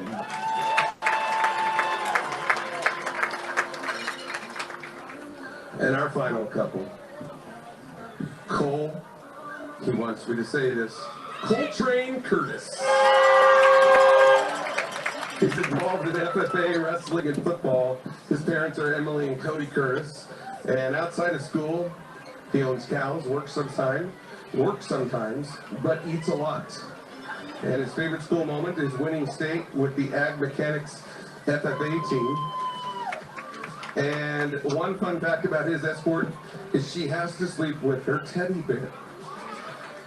And I'll introduce who he's escorting tonight, Trinity Cruz. Trinity plays volleyball and planning on playing basketball and tennis. Her parents are Jennifer Radke and Cruz Cruz. And outside of school activities, she does volleyball for Ecstatics. And a favorite activity, the volleyball team winning against Fort Morgan. First time in 10 years, and the student section came down and was cheering for us. It was a good memory that we will never forget. And a fun fact about her escort tonight is the Coltrane has worn the same pizza store shorts since 6th grade. I don't know if that's good or bad. So that's Coltrane Curtis and Trinity Cruz. All right. We'll get a glance at them one more time. Let's first, before we announce our winners, give them a round of applause again for this year's homecoming weekend. I know he does not like me to recognize him, but also the leader of Stuco, Mr. Tyler Doffenbaugh. You do a wonderful job with this crew.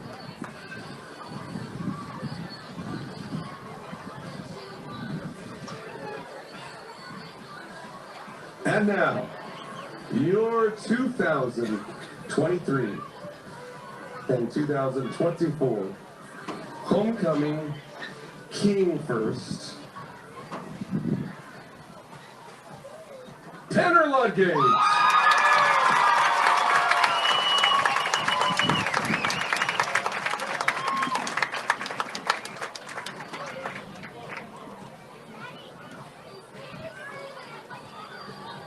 I'm hoping that he'll crown our queen for us next. Your 2023-2024 homecoming queen, Madison Evelyn.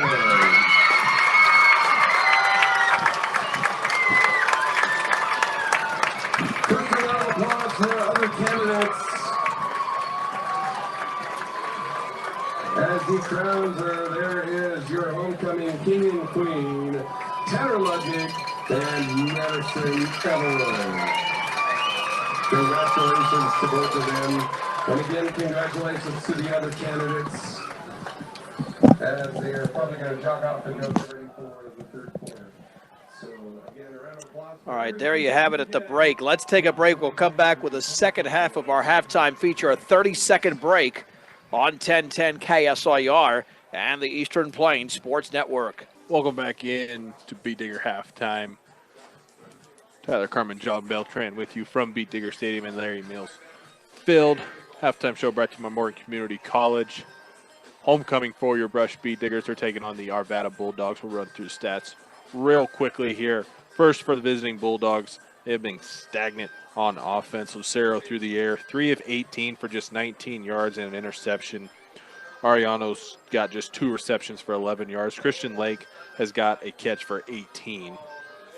On the ground, Mongoya, it's been tough sledding. 6 carries for 21 yards. Lucero's took off a couple times for a meager 4 yards. On the flip side of the ball, Brush has run up and down the field. Scoreboard has just not reflected it because of the 4 turnovers that they've given up so far. Bruno on the ground, 13 carries for 107 yards. Ludgate, 12 carries for 84 yards. Bruno's got a couple touchdowns. Ludgate has got 1, that 19-yarder. And then Eric Rico on the ground. Get this, John, 7 carries for 126 yards. Wow, so you're talking there 317 yards of rushing offense by those 3. And we know that Ludgate, he'll go over 100 here, or Bruno, the one who's not over 100, he'll eventually get in the second half. Through the air, Rico has thrown some pretty balls, but he's just 3 of 9 and 30 yards. He's got a couple interceptions, but they were almost like Hail Marys. Right. Trying to pick up just huge chunk plays. They just have to play clean in the second half, Tyler. Oh, without the turnovers, this might be a running clock already. Well, I know it's homecoming, but kickoff was an hour and 40 minutes ago. Yeah. All right, so that tells you how long the first half was. Yeah. I mean, homecoming is just an extra 3 minutes at halftime. That's all it was. So We've had over 20 incompletions. That'll slow any game down in high school. 20 incompletions and a half. Goodness. we'll see what the B-Digger game plan is offensively in the second half. I think they just almost exclusively stick with a run. They'll have to wait. They took the opening kickoff, so they'll kick it off to start the second half. They're going to kick to the north. Well, keep in mind they're on a roll defensively, 6 consecutive quarters at home without allowing a point. And their next home game is in 13 days on the 12th against Central. Weld Central. And Weld Central's offense is pretty decent, but the B-Diggers continue to play like that. They could extend the streak, but they've got to get it done in the second half because we know that Arvada does have some big play capability, but they really haven't demonstrated that in this game. They put up points in their first 4 wins. Rico put it down inside the 10-yard line. Armil is going to look for room to run near the brush sideline. He's not going to find any as he's dropped at the 20-yard line. Just a return of 10 yards. And that is where Arvada will start, as there's going to be an unsportsmanlike conduct on that return, man, I believe. Flag flew way, way late. Thatcher Queen made the hit. Now let's see which way it's going. And this is going to go against Arvada, as you mentioned. I think he took his helmet off. Last year, if I remember, the B-Diggers had a sack in this game and a fumble. They recovered in the end zone, maybe in the fourth quarter. Well, this seems to be shaping up that way. It's funny you should mention that, John, because Arvada's going to be back inside just inside the 10-yard line. And they really haven't gotten to him consistently. But they put a lot of pressure on him. drops really far back. Without a doubt. He'll start in the shotgun here. 2 receivers to either side. Mongoya's going to go out to the left. He's going to look that way. He's going to go across the middle. That ball was low. No indication yet. Yeah, it's incomplete. It nearly ricocheted off the receiver into Axton Haswell. It ricocheted right off the chest of Junior Aragon and nearly intercepted by Haswell. But it was such a seed that he threw. It was almost closer to the ground than it was towards that chest area. So yet another incompletion. And the ball's at their own 10. Yes. And A little different formation here. Christian Lake's going to be tight end to the right. 2 running backs to either side. Almost a direct snap to Mongoya. Flag's going to fly in the backfield. I believe the left tackle was holding as Mongoya was trying to make a cutback. And that means it's going to be half the distance to the goal, so it should be 1st and 15 at the 5. Second, I believe. Second, you're right. 2nd and 15 at the 5. Because they just had the incomplete pass. Yeah. Well, here's a shot. Yeah.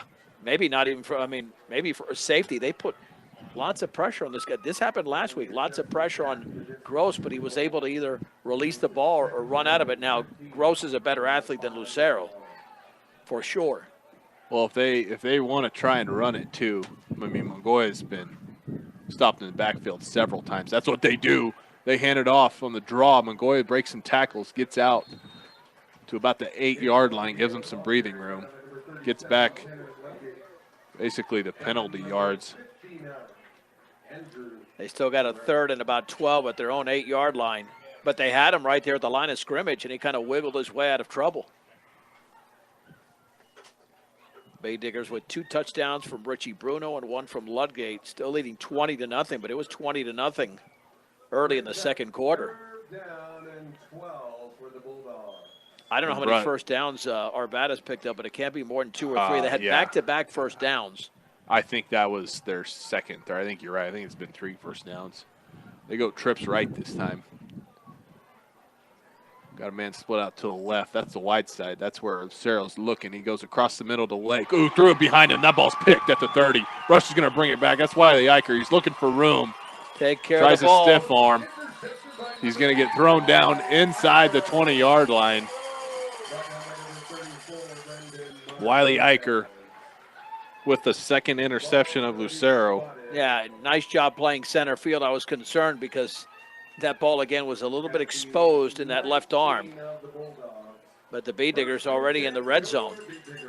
Can't ask for much better starting field position if you're Brush, as they take over from the 19 of Arvada with 10:37 to go in the third quarter, up 20-0. Got a man split out either side, turn around, hand it off to Bruno. Bruno is wrapped up after a couple. There's a really big dude right in the middle, number 71, A.J. Taylor, in on the stop. Yeah, only a gain of 1 for Bruno. That's one of the few times he's been restricted. He's been able to explode for some pretty big gains. Eicher and Proctor will go out to either side. Rico will turn on, hand it off to Ludgate. Ludgate go to the right side, steps. Wiley Eicher with a really good block down the field. Tanner Ludgate, I believe, is going to pick up the first down. Gain of 10 for Ludgate. That's a great misdirection. They won that little counter / misdirection. That counter seems to work quite a bit. And a lot of times they do that when they don't have when the dive play does not go well. Right. Then they switch it up and it works. Got a 2 tight end set to the right side. They give it to Bruno off that side. Bruno's going to bulldoze his way into the end zone for another Brush Bay Digger touchdown with 9:38 to go in the third. In typical Bruno fashion, he scored from 8 yards out, and the defender was on his back. Rode him all the way about 8 yards deep into the end zone. That's a thing of beauty for Richie Bruno. 3 touchdowns in the game. Bay Diggers now with a 26-0 lead. They're going to go for 2 here, try and make up for that missed extra point on their last touchdown. Rico go under center, give it to Bruno. Bruno's just going to bulldoze ahead, exact same play that he scored the touchdown on. And he is going to get the 2-point conversion as well. Brush goes up 28-0. Yeah, the good thing now is if you have a botched extra point, you're still okay now. Yeah. All you'd have to do is score twice. We will not be joining the Colorado Prep Scoreboard Show in time for the start at 9:30, but hopefully by no later than 9:45, 10 o'clock. We do expect head coach Joe Rosenbrock to be up in the booth, and Tyler will speak with him after what we hope is a shutout for the Bee Diggers. They still have something to play for, up 28-0. You have to wonder about the lack of balance of power in this classification if Arvada goes in 4-0 and gets shut out. And not 10-0 either. No. They're down by 4 scores. This is going to be, if Brush took care of the ball, this would have been a running clock a long time ago. This would have been a running clock in the first half. Rico kicks it off. Good kick here. This is going to go inside the 5-yard line. Bounce in for a touchback. That's the best kickoff I've seen Rico do all year. That's a tremendous kick. That's a leg. That is a leg. That is a leg. He's all fired up. He should be. He should be. What a kick. Yeah, even the return man's like, Well, that's a valuable asset once you get to the postseason. If the Bee Diggers get to the postseason, they need a field goal. They need a solid kickoff. Eric Rico can give it to them, and that doesn't take place a lot in 2A football, but the Bee Diggers have that weapon.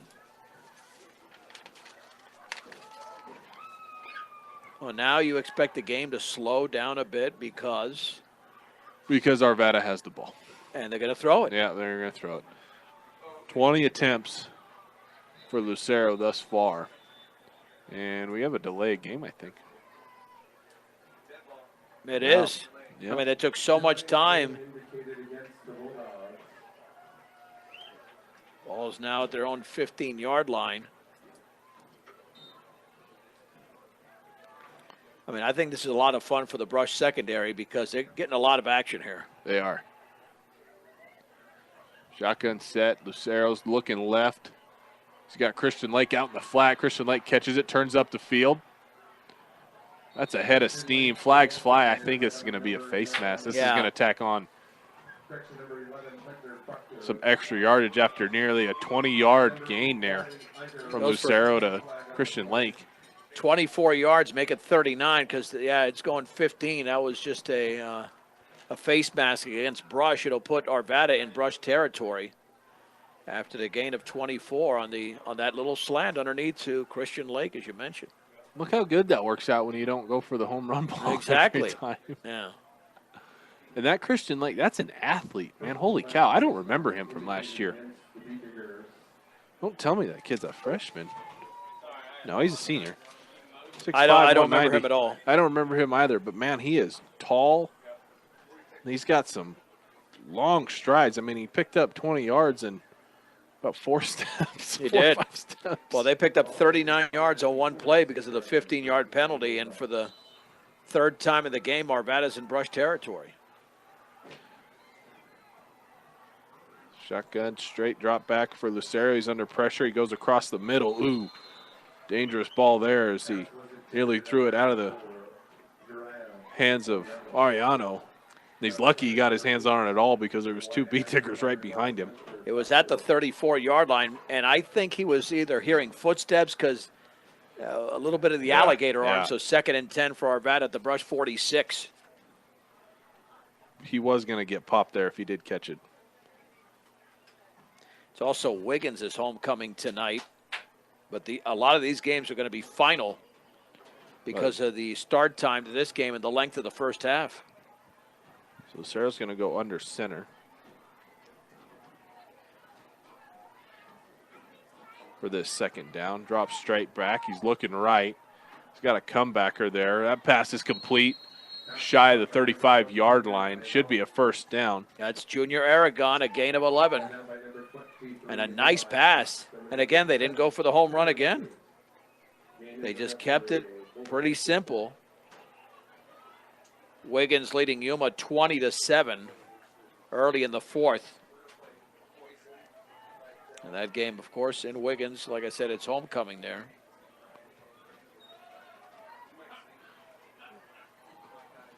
This is as deep as Arvada's gone. They're going to try a screen out to the left this time. That's Ariano. One of the few touches he's gotten, he's going to make most of it until a flag flies there. I think they're going to get Arvada for a hold. I think that's Aragon. Yep, it is Aragon, and he did pull on a shirt of a bead digger on a jersey, so that's going to come back. Maybe not the whole thing. So that'll turn into a first and maybe about 12 or 13. I don't think it's going to be first and 20. It was downfield quite a bit. Was. They're walking it back to the basically original line of scrimmage. Yep, another first and 10. University leading Tinmouth 21-7. Those two will be the final two opponents for Brush, coming up on the 20th and the 27th, respectively. Two receivers to the short side of the field. Lucero's going to roll right to the wide side. He's in trouble. Just throws it to one of the Brush coaches. Well, they're going to call grounding on that, and that's exactly it. That's heck of a pass rush. So it's going to be a loss of down and a second and forever because there was no receiver out there whatsoever. This isn't the NFL. You know, you run outside the tackle box. He was definitely out of the box, but you're right. No, but you got to get it back to the line of scrimmage, which that didn't happen either. No, I think that was Coach Rosenbrock that caught it. He was standing about the 40. Yeah. Coach still got the hands. Yeah. See, there were two penalties: ineligible downfield, declined, and then intentional grounding. That's accepted, and that will be a loss of down and the penalty yardage. You know what happens with all this, Tyler? Clock stops. That is correct. And look how far they're going back. Yeah, the flag was clear back at the Arvada 49. All right, so it's at the 44 now. So it's second down. They got to go a long and 31. Ways. Yeah. Second and 31 for Arvada at their own 44-yard line. This could smell of another turnover. Bee Diggers leading 28-0. Two receivers to the left, one to the right, tight end to the right. Christian Lake, the tight end, goes across the middle. Aragon had his hands on it. Pass was a little bit behind him. That was at the Brush 40. It's going to fall incomplete, but that would have gained a big chunk back, and we got a Arvada lineman down back at the 35. Oh, boy. That looks like a fairly significant injury. Yeah, he doesn't look like he feels too good. That looks like a fairly significant injury. Hopefully it's just a strain and nothing more. But the way the Arvada Bulldog was writhing in pain, and maybe it's an ankle instead of a knee. I'm not sure about that, but the Bee Diggers have 3 touchdowns tonight from Richie Bruno from 1 yard, 2 yards, and 8 yards, and 19 yards from Tanner Ludgate. That's 7 total touchdowns on the year for Bruno. Yeah, he's got 5 in the last 2 weeks. That's pretty good. Yeah, that's pretty good. He's, you get him inside the 10-yard line. Yeah, there's not much you can do to stop it. I think he turned an ankle. I think the offensive lineman, Taylor, turned the ankle. So the way he was writhing in pain earlier, I thought it looked worse than it was. But hey, I got to be honest with you. As a guy who rolled his ankle constantly, it does not feel good. Oh, they're terrible. Yeah. I've had that in basketball. Oh, that's where I did it all the time. All the time.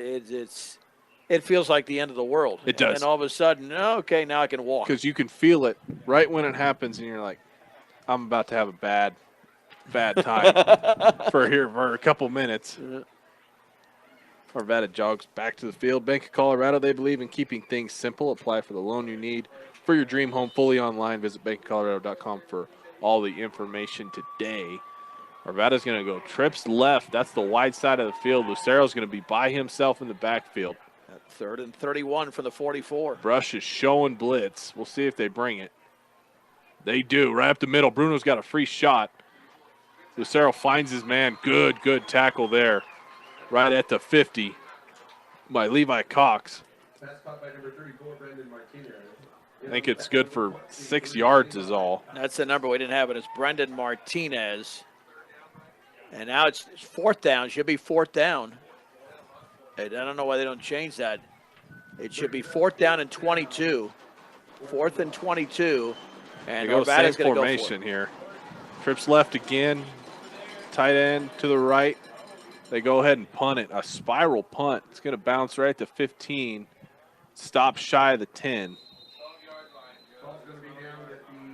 Down right about the 12-yard line with 7:34 to go in the third quarter. Brush up 28-0.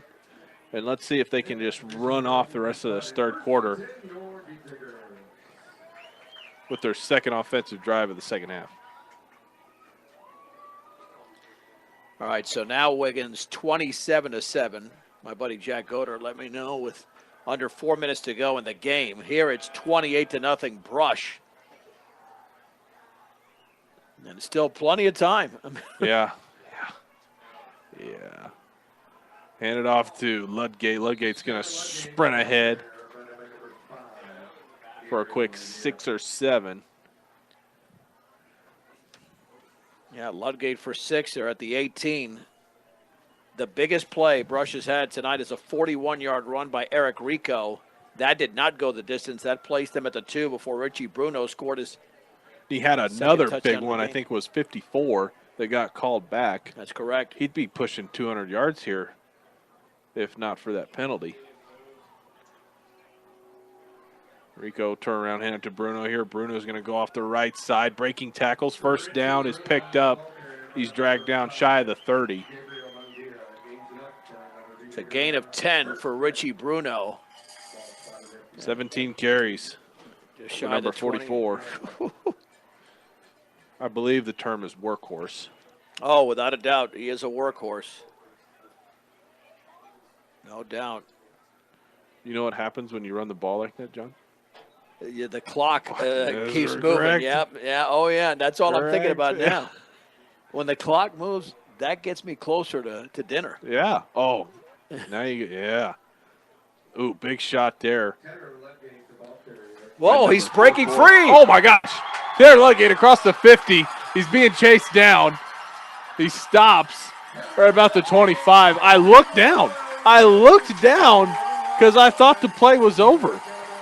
The play was over. He goes 51 yards from the 28 to the 21, a gain, or maybe the 22, a gain of 50. Give him 50 there. They're going to backtrack the football. He should have been held for a gain of 7, and he went 50 yards. He took a hit, and I was like, well, that's a tackle, and I looked down to write it down. And with that, John, so he had 84 yards in the first half. He gains the 16 he needed on his first 2 carries to get to 100, and he just went for 150. And there's Cole Curtis breaking free. Cole Curtis gets his first carry. A gain of 13 for Curtis to the 9. I mean, this guy. By the way, you mentioned you don't want to tackle Richie Bruno. I wouldn't want to tackle Cole Curtis either. No. I was looking at him during the homecoming, the halftime. I was like, that kid's bigger than what I thought he was. Well, that's why they call him the Coltrane. Yes. You know, and so it's at the 9. Let's see if is Bruno back in there. Bruno's back in there. As is Cole Curtis. Oh my gosh, We'll I don't see want to who tackle get- either guy. All right, let's see here. We got a timeout. Brush is going to call a timeout. Might have been running out of time. It feels like they took a while to get up to the line. Timeout brought to you by Bailey Mechanical. Getting your house the right temperature is difficult. Call 970-522-0471 and let Bailey Mechanical go to work for you. All right, so the Bee Diggers at halftime had about 321 yards in that range of rushing. And now, they're well over 400 yards Yes. because just that Ludgate run alone from 50 yards out, combined with the other runs. And this drive for the Bee Diggers started at their own 12-yard line.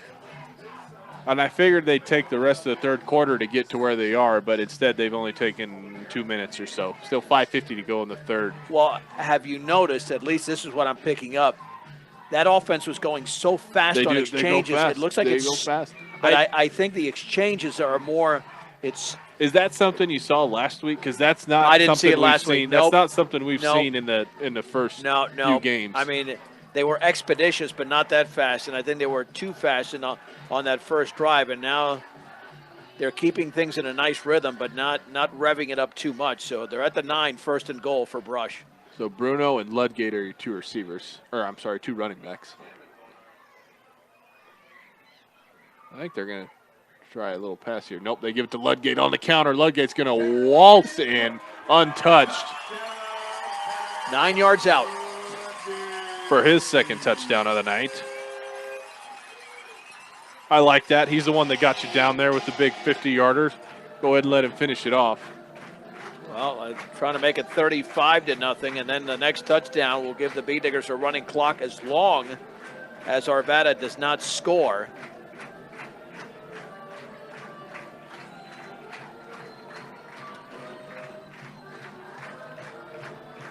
It's amazing. They go that far, and the drive took less than 2 minutes. Good hold here. Rico's going to get this one up and through. 35-0 is your score. 5:45 to go in the third. Brush is up on their homecoming night. 88 yards in a minute 49. 88 yards in a minute 49, Tyler, usually involves a pass. Yeah, that's not Brush football. No, that's not Brush football, but the way It is tonight. The way Brush football used to be was 88 yards in about 5 or 6 minutes. Yeah, in a quarter. Right, but they're breaking off big plays, especially in this one, that 50-yarder by Ludgate. This season, this is the most prolific game from a chunk yards, Right. Chunk play standpoint. And Sterling is still in transition. They're still rebuilding, and the B-Diggers could have their way next Thursday night. But again, we know the one thing they've got to do is take care of the ball. Yeah. They're doing it so far here in the third quarter. Another good kick from Rico. This one's going to be caught inside the 10. Armilo's going to try and take it up the left side this time. He has got nowhere to go on these returns. I don't think he's made it 15 yards on any return thus far. And he's got the wheels. He just doesn't have the blocking in front of him. Without a doubt.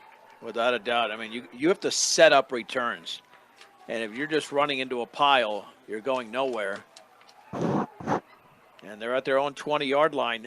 Arvada really hasn't had a drive in outstanding field position. No. Well, Brush hasn't punted. That's part of the reason. That's correct.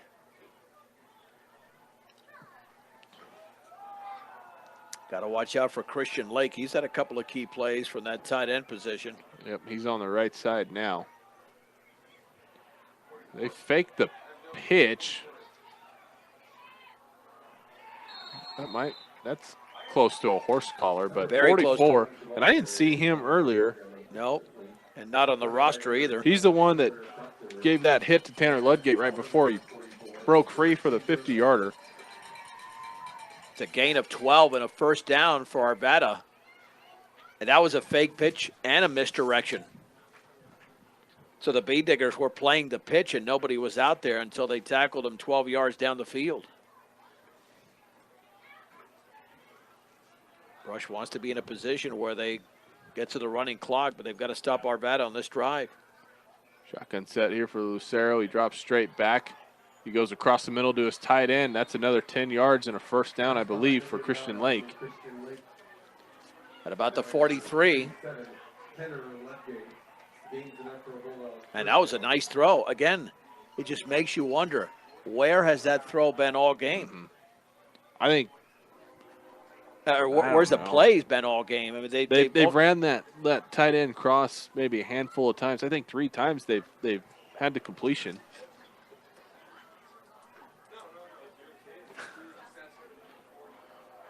My other partner, Ron Albo, showing his clock. Kevin Schaefer's getting ready to go on the air, and we're 5 minutes to go the third. They hand it off to 44 again. Ooh, he gets tripped up there. I believe that was Tanner Ludgate, maybe. No, 52. Riley Tuck. Okay, that's a nice tackle by him. Grabbed him around the ankles for the loss of close to 2. They'll say just 1, a long 1. Second down and 11. Arvada at their own 42. The B-Diggers again 35-0 lead. 5 rushing touchdowns, 3 by Bruno, 2 by Ludgate. But Eric Rico's the one who's piled off the most yardage tonight. Trips right this time. Christian Lake's in the slot.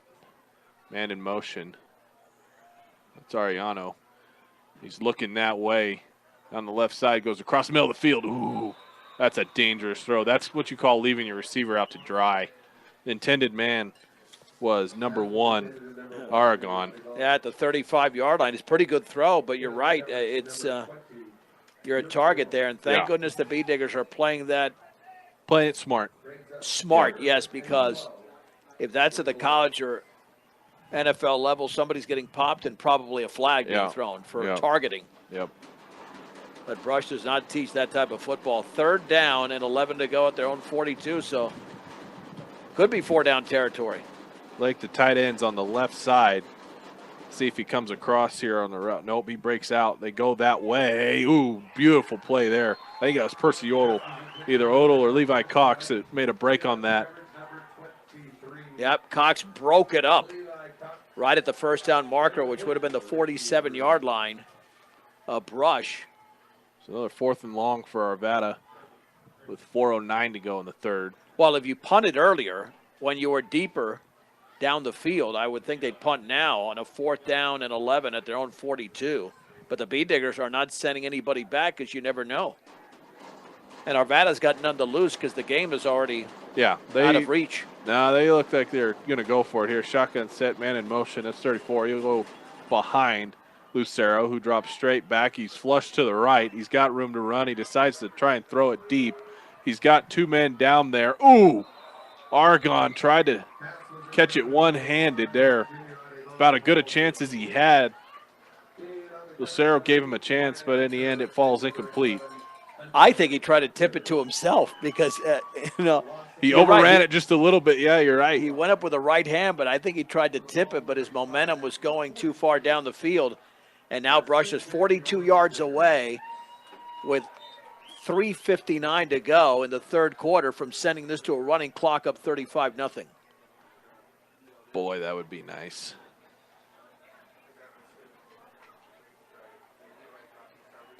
Turn around, hand it off to Bruno. Bruno tries to go off the left side. He gets across the 40, give him a couple. Yeah, he was stacked up very nicely.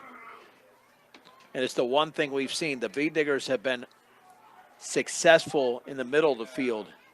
But when they get to the outside, they have really picked up big yardage. Outside, they have picked up big yardage. And this is a tight formation.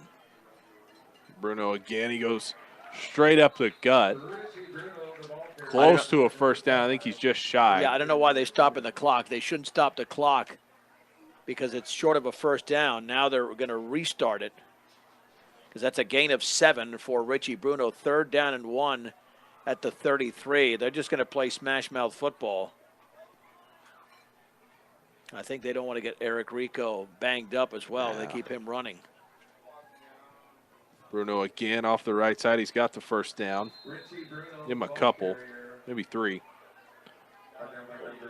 20 carries for number 44. Well over 100 yards, close to 150. Well, the question is Brush going to get it to a running clock prior to the end of the 3rd quarter or not? They would need a fairly hefty play. And all they've done on this drive is 2 yards, 7 yards, 2-3 yards. But they're 31 yards away. They've slowed down in the huddle, too. They're taking time off the clock that way. They're going to pitch it out to the right for Richie Bruno. I think he's smart, and he stayed in bounds there. And a gain of a yard. That's it, 2nd down and 9. Here come Ludgate and Odell back into the game. Well, I got to credit Arvada. I mean, they're hanging in defensively on this particular series. But you can smell the Bee Diggers are just that one play away from breaking it off and getting to 41 points. Just under 2 minutes to go in the 3rd now as they give it to Ludgate off the left side. He's waiting for his blockers. He stays in bounds there. He finds the outside and he gets pushed out. Gain of 10 to the 20, unless they give him more than that. I think they're going to give him, yeah, just the 20-yard line, but it's a nice gain of 10. But They haven't moved the chains yet. They Yeah, should. There yeah. it goes. here comes Eicher with play instructions. Miller's Landscaping, you put so much time and effort into your show animals. They offer a wide selection of livestock feed and supplies. Stop by 19645 County Road Q in Fort Morgan. Rico will go back under center. He fakes the handoff to Ludgate. Rico off the left side. He's got green grass across the 10. Makes a man miss. Just gets in the end zone. He does. He almost faked himself out and out of bounds. 20 yards away for Eric Rico, and now we get to a running clock. The Beat Diggers leading 41-0, but the clock is not running for some reason. Touchdown brought to you by Premier Farm Credit. For over 100 years, they've been providing affordable, reliable, and consistent credit. Visit PremierACA.com. Rico didn't have a man to beat till he got to the 2-yard line. And I don't think him or the defender knew exactly what to do, and he just kind of fell into the end zone. A really nice play design there from Rico, and he's had some big plays off of that bootleg. Well, but he missed the extra point. He hooked it left. no. He hooked it to the left, but it's still 41-0. Should be a running clock, indeed. It is. Now, they're going to get the kickoff That might be it. before the end. No, they'll get it off before because it's. And then that might be it for the third. Yeah, but I think they'll. Well, let's see. You could be right. Maybe they won't get the kickoff, but I think they will. I think they'll get the kickoff, and then And then I don't yeah, know. then it'll I go don't to the know fourth that. quarter, yeah. I don't know that Arvada will get a playoff. Well, so the starters will be done for now. Rico will kick off, but the starters will be done. They'll send in the second unit for the entire fourth quarter. With a 41-0. It took longer than they wanted, for sure, Yeah. to get to the running clock.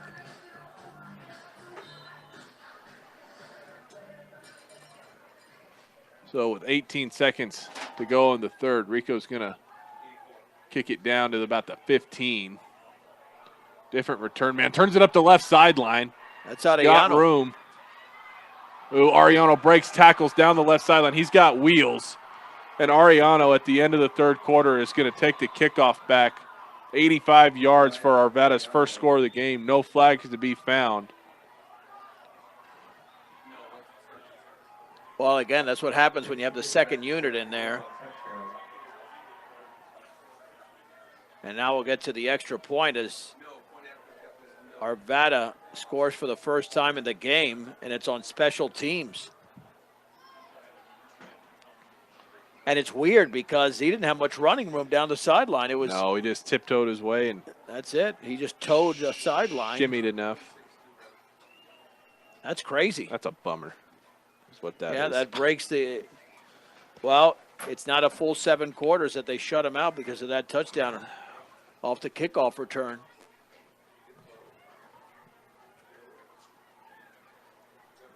So Lucero's the holder.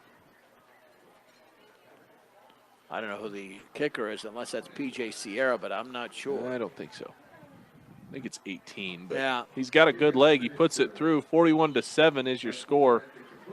We'll go ahead and take a quick timeout for the end of the third quarter. Come back with the fourth and final right here on 1010 KSIR. Welcome back into the fourth and final quarter of your homecoming night for your Brush Beat Diggers. Welcome in the Arvada Bulldogs. We had a running clock for a whole 2 minutes at the end of the third quarter. Brush went up 41-0, and then Arvada was able to take the kickoff back for their first score of the game. The extra point was good, and that's where we stand, 41-7. Because there should have been an offsides on that kickoff like there. by but 4 yards. Yeah. That was crazy Yeah, offsides as Eicher's taken down. Or nope, that's not Eicher, excuse me. At the 32-yard line. Yeah, I'm surprised that didn't get called there, but Brush has got a pretty good starting field position. Might be Christian Strohmeyer who returned it. Either way. Yeah, I mean, Yeah. it was offside by 3 or 4 yards. They Yeah. just want to get out of here, and I don't blame them. So from the 32-yard line, In their own territory is where Brush will take over here. Try and get this thing to a running clock again. Now it is running. Oh, it is running? Oh, yeah. No, it doesn't. If you Oh, cut it it does. under If you 40. If you get it, got it. Yes, got it remains a running clock the entire game. Good. Yeah, good, once good, you good, get good. past the 40 mark, if they cut it under 40, it's still running clock. Okay, good. And now the Bee Diggers, all types of issues. Thatcher Queen is a late check-in. I wouldn't even call it timeout. Just take the penalty. They'll take it, yeah. They'll take a delayed game. Take the penalty. Clock continues to run. That's fine if you have a 1st and 15. Steve, they do what they're supposed to do. Even if they don't pick up a first down, Arvada will get the ball back with about 7.5, 8 minutes to go if they don't pick up a first down. Plenty of time off. I'll try and get the new numbers, new players here as we go along. Off the left side. That's Axton Haswell for a gain of about 6 to the 33. So Thatcher Queen is the quarterback. It's a 2nd down and 9 to go for Brush. If you pick up 2 first downs here, you're in really good shape. You're in good shape because should put this game away fairly easily. Yeah, then Arvada is not going to get the ball back.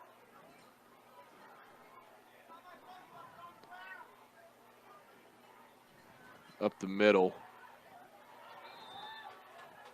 Yeah, break. Brush again. I think that's 36? No, Yeah. 36. 38. Dylan Krob. Oh, the gain to the 39, a pickup of 6. Okay, I mean, you have a 3rd down and 4 to go. You're up 41-7.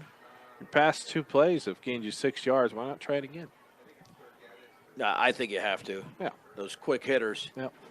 Keep Arvada's offense off the field. They pitch it to the right this time. That's Haswell. He turns it up the field, gets across the 45. First down's picked up, but a flag flies way, way behind the back. I think that's 77 for Brush. I think they're going to get him for a hold. It's Eli Klein. Again, anytime you pitch it, that's going to be the risk you face. Problem was that was on the other side of the formation. Yeah, that's true. It had nothing to do with the play. So instead of a first down, they go from a 3rd and 4 to a 3rd and 14. They got to get to the 43. They're at the 29. Clock's still running. He'll be under 8:20 by the end of this play. Well, Brush will punt for the first time in the game unless they pick up a minimum of 10 yards on this play. Queen will go under center. He'll do a quarterback keeper here, and he goes the wrong way, loses about 5. Well, Arvada's going to get it back, looking to a little bit more. Now I'm getting cold in here. Well, it's pushing 10 o'clock, so the temperature is dropping a little bit. Colorado Prep scoreboard show is well underway. We should be able to pick it up by 10 o'clock, hopefully no later than 10, or 10:06 is after to the top of the hour, 10:03. Well, I know it's just after 10 o'clock for the full hour of the show, second part of the show. Bee Diggers punt for the first time of the game. Flag flies before he gets it off. Well, it doesn't matter if you have all these flags fly as long as the clock continues to run. 7:25 to go in the game, and the Bee Diggers up 41-7. So go against Brush. Western Engineering Consultants. Since 2003, they've been providing big firm product with small firm relationships. Visit westerneci.com for more. It'll be under 7 minutes when he gets this punt off. We'll have a relatively quick post-game show. Brought to you by Advanced Agri Solutions as we have another flag fly. 62 degrees now, it was 71 at kickoff, but this one looks like it's going against, and it is against Arvada. All right. And during this entire time, the clock does not stop. There's only 2 ways the clock will stop. That's either injury or one team calls a timeout. So Bruno stand at his 15. High snap. Oh, good catch by Bruno. That was danger city there for a second. Good punt. Bounce right at the 40-yard line of Arvada, and that's where it'll be down to 6:20 to go. Clock Not a still bad runs. punt, 33 No. yards for Bruno with no return, considering that it was a faulty snap. Yeah, he had to get up for that one. And Arvada will have their final drive of the game, even though there's Should be. 6 minutes to go, but it's a running Yeah. clock. They're not going to get 2 possessions out of this. Just one more possession for Arvada. They'll drop to 4-1, and the Bee Diggers will move to 3-2, but there's clearly a talent discrepancy despite the undefeated record Arvada had going into the game. It's been this way forever, though. Correct. The Patriot League was always loaded. Without a doubt. So Lucero will go shotgun, 2 running backs, 1 to either side. He fakes the handoff. He's rolling right. Believe there was an option there, but Lucero chooses to just keep it. He scampers ahead for close to a first down. He got 7. Almost 8. Yeah, they'll give him 8. Just his 3rd carry of the game for one Lucero. 41-7. Running clock for Brush. 5 minutes to go in the 4th. And it's not going to get competitive next week. If the Bee Diggers play better in terms of taking care of that football, they should be able to handle Sterling. You want to get challenged at some point. Lucero drops straight back. He's looking deep. He goes down the left sideline. Overthrows his man. That's Oregon. Oregon got turned around. If he just stays in stride. Well, they're He's got a insisting better on chance. sticking with this offense in terms of just chucking it downfield. Those plays have not worked at all. No. Goodness. Lucero's coming up on 30 attempts. He's had 6 completions. 2 Right, interceptions. and they've all been underneath. Yeah, oh yeah. They have not hit one deep ball. Oh, he's looking towards Arellano here, rolling to his right, but he'll pick up a first down maybe. Yeah, give him 4 or 5 yards and a first. Now the clock reads 3 minutes and 50 seconds and still running.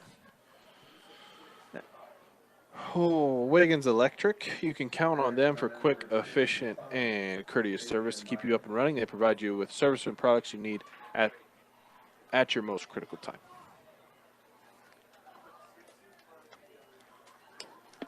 Football's at the Brush 48-yard line for Arvada, but they'll only call a timeout if they have a chance to score, which they don't have one right now. No, not right now.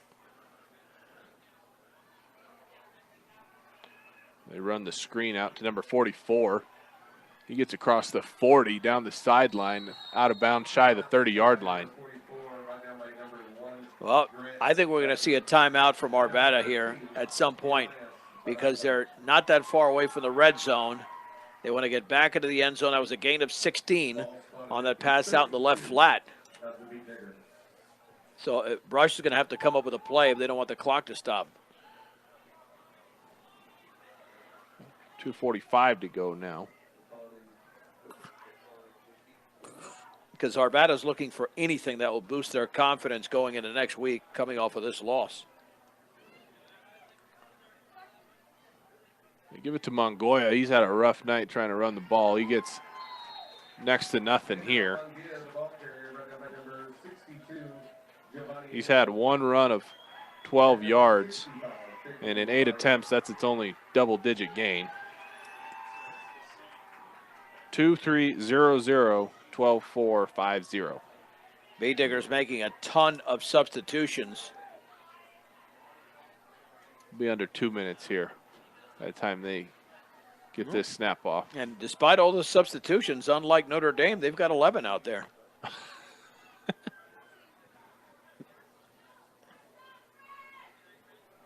Lucero's looking left, pump fakes, goes down the middle of the field, got a man open. Ooh, that was a nice play design. He just overthrows his intended receiver. I think that's Oregon. There's a penalty flag on the play. Ineligible receiver downfield. There have been multiple occasions that he's had a man open deep, Although Brush has done a nice job covering for the most part, and yet he's overthrown them. Had a couple open players kind of in that mid-level as well, and he's throwing it behind or throwing it too far in front, let him too much. And he's taking a couple shots, too. Without a doubt. We have 2 plays left in this game unless a timeout is called. Just a minute left.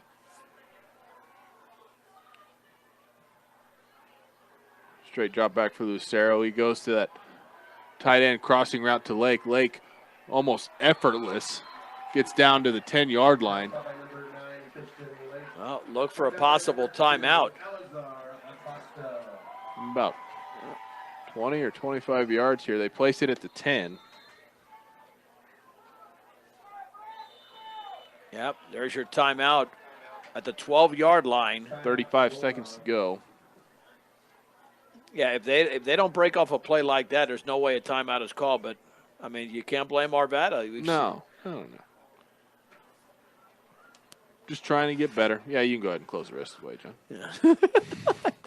I think now we're feeling it. Oh. It's got to feel great for the players, though, sweating down there. Yeah, exactly. But it's 62, but with a wind chill, definitely cooler than that.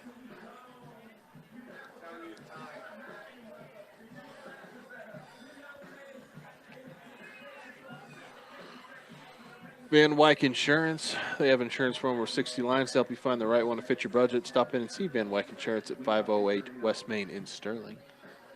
Out of the timeout, Lucero, he'll throw Lake out there on an island to the right side. That's the far side of the field. He's got trips to the left.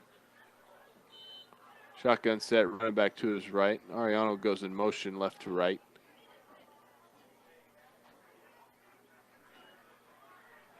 He'll look right. He'll go deep to Lake. He throws that ball nearly to Wyoming. Yep, you might get another timeout. And there it is. Yep, there it is. Another timeout. Timeout brought to you by Gordon Insurance. Be prepared for everything life throws at you. Get car, life, farm, and crop insurance at Gordon Insurance. Visit GordonINS.com today. 27 seconds to go. How did this turn into a 2.5-hour football game that's 41-7 and could be 41-14 or 13 by the time we're done? Wow. Yeah. I don't know. Well, I do know. Lots of incompletions. No, yeah. I'll go over them in the post game here. Incompletions on incompletions on a late start on a homecoming game. That's how it happens. Either way, the Bee Diggers on Thursday will be in Sterling taking on the Tigers. That's a 7:30 kickoff from Sterling. So that's been pushed back half an hour. All types of changes already in October with 2 Thursday games now. Lucero, the timeout's going for his man in the end zone. He's got a touchdown throw. His first of the game. That's Ariano. Yep. So this is going to end up either 41-13 or 14 because the clock's going to run out. Well, it should. They stopped it for some reason. Yeah, you got to run the clock. There you go. You run clock. You don't stop the clock. And now, I guess I was too loud. Extra point is up and no good. Hooked it left. That'll be the end of the game. Arvada does get an offensive touchdown to end it. Final score 41-13. We'll take a quick timeout. Come back with your post-game show right here on 1010 KSR, KSR.com, and Eastern Plains Sports Network. Welcome into the Brush post-game show brought to you by Advanced Agri Solutions. Get a full plan of seed, food, and water for your field. Now is the time to begin your planning for next year's growing season. Call Dusty or Roxy at 970-571-2024. On their homecoming night, your Brush Beat Diggers take down the Arvada Bulldogs 41-13. We got it to a running clock in the fourth quarter. It still took a long time to get this game finished up, and I'll explain why. First for the Arvada Bulldogs stat-wise, Mongoya had tough sledding on the ground, 8 carries for 26 yards. Lucero rushed 4 times for 17. That was it for their rushing totals. Through the air, Lucero goes 8 for 34 with 104 yards, 2 interceptions, 1 touchdown. there at the very end of the game. He was just 3 of 18 and 19 yards through the air in the first half. Ariano gets the 1 touchdown at the end. He gets 4 receptions for 31 yards. Christian Lake, the tight end, was their leading receiver. 4 receptions for 72 yards. Oregon had a reception as well. And that was it for the Arvada offense. Tough sledding all night long for them. On the flip side of the ball, Brush rushed up and down the field. Richie Bruno leads the way, 21 carries, 141 yards, 3 touchdowns. Tanner Ludgate, 17 carries, 169 yards, and 2 touchdowns. Eric Rico, 8 carries for 146 yards and 1 touchdown. Cole Curtis, Haswell, and Krob also rushed the ball respectively. John, did you add those up as I was saying them? I should have. A lot is the correct answer. Through the air, Eric Rico was 3 for 9, 30 yards. Luckily, he did not have to throw it. He did most of the work with his feet. Hunter Proctor had a couple catches. Wiley Eicher had himself a catch, but 6 touchdowns. Yeah, it was on over the ground. 4. It was well over 400 yards of offense on the ground. Well Yeah. over 400 because it was 321 at halftime, and they didn't have a huge offensive second half because they were playing on short fields. Yeah. In fact, the Bee Diggers, they scored their first touchdown on a 39-yard drive. Richie Bruno from a yard out. That took 2 minutes and 7 seconds, making it 7-0. Then a minute 48, 54 yards. Bruno from 2 yards out, 14-0 late in the first quarter. And then they made it 21-0 on a 75-yard drive that took less than 2 minutes as well. Ludgate from 19 yards out, but 20-0 as they missed the extra point. And then they finally got going after the 4 turnovers in the opening half, and Joe Rosenbrock will be up here momentarily. Then the Bee Diggers, on a 19-yard drive off the Wiley Eicher interception, got an 8-yard score from Richie Bruno. 2-point conversion was good. It was 28-0. 88-yard drive, 5 plays a minute 49. Ludgate from 9 yards out. It was 34-0. And then Eric Rico from 20 yards out, and he scores 41-0, the score at that time. And then the running clock ensued. Jariah Arellano, I should say, returned the ensuing kickoff 85 yards for a score. And then he caught a 12-yard touchdown pass. But with a victory, the Bee Diggers improved to 3-2 and a 4-1 record for Arvada.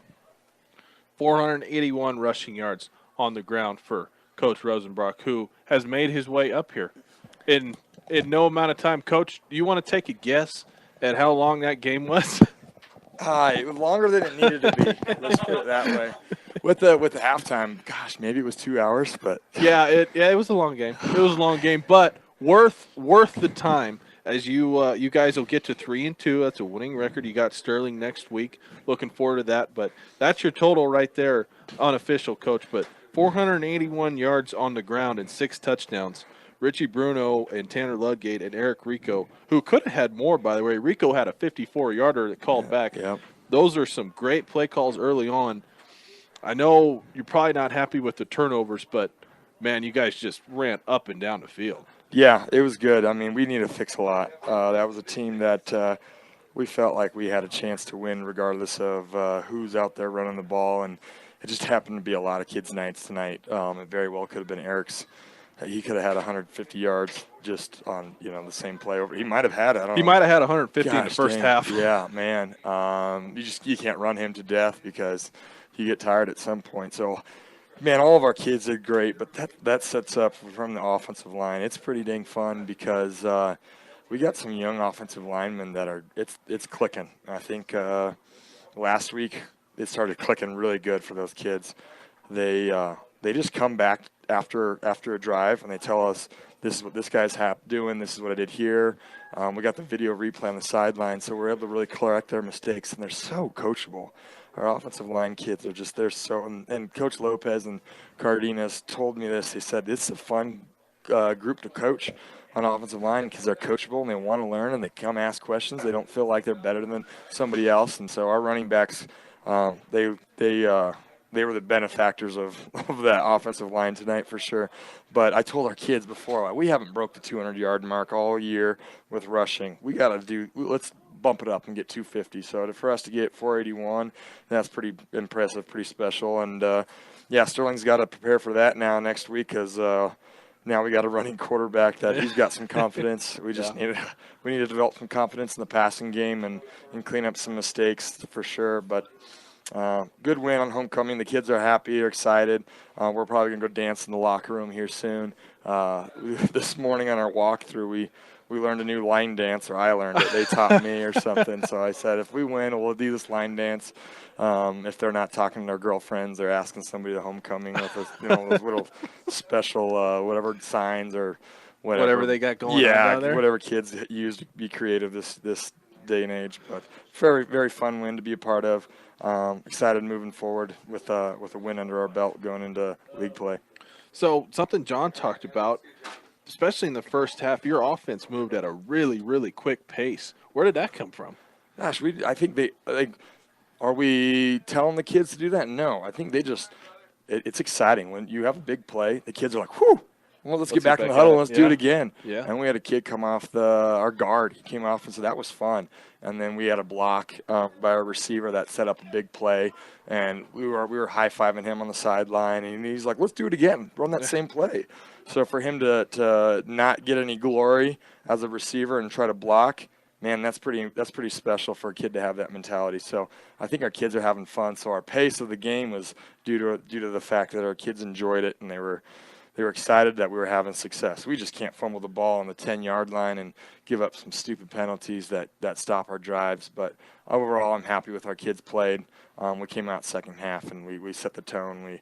We knew we needed to get us to a running clock if we were going to get all our kids in, and every kid played in the homecoming, so that's special and unique. And I hope our fans were happy with it because our kids work hard, and it's always good to win, I guess, today. Absolutely. Absolutely. Coach, I won't keep you from your line dance any longer. I'll let you go get down to it and have fun tonight as well. And great win on your part, and we will see you next week in Sterling. Absolutely. Thanks a lot.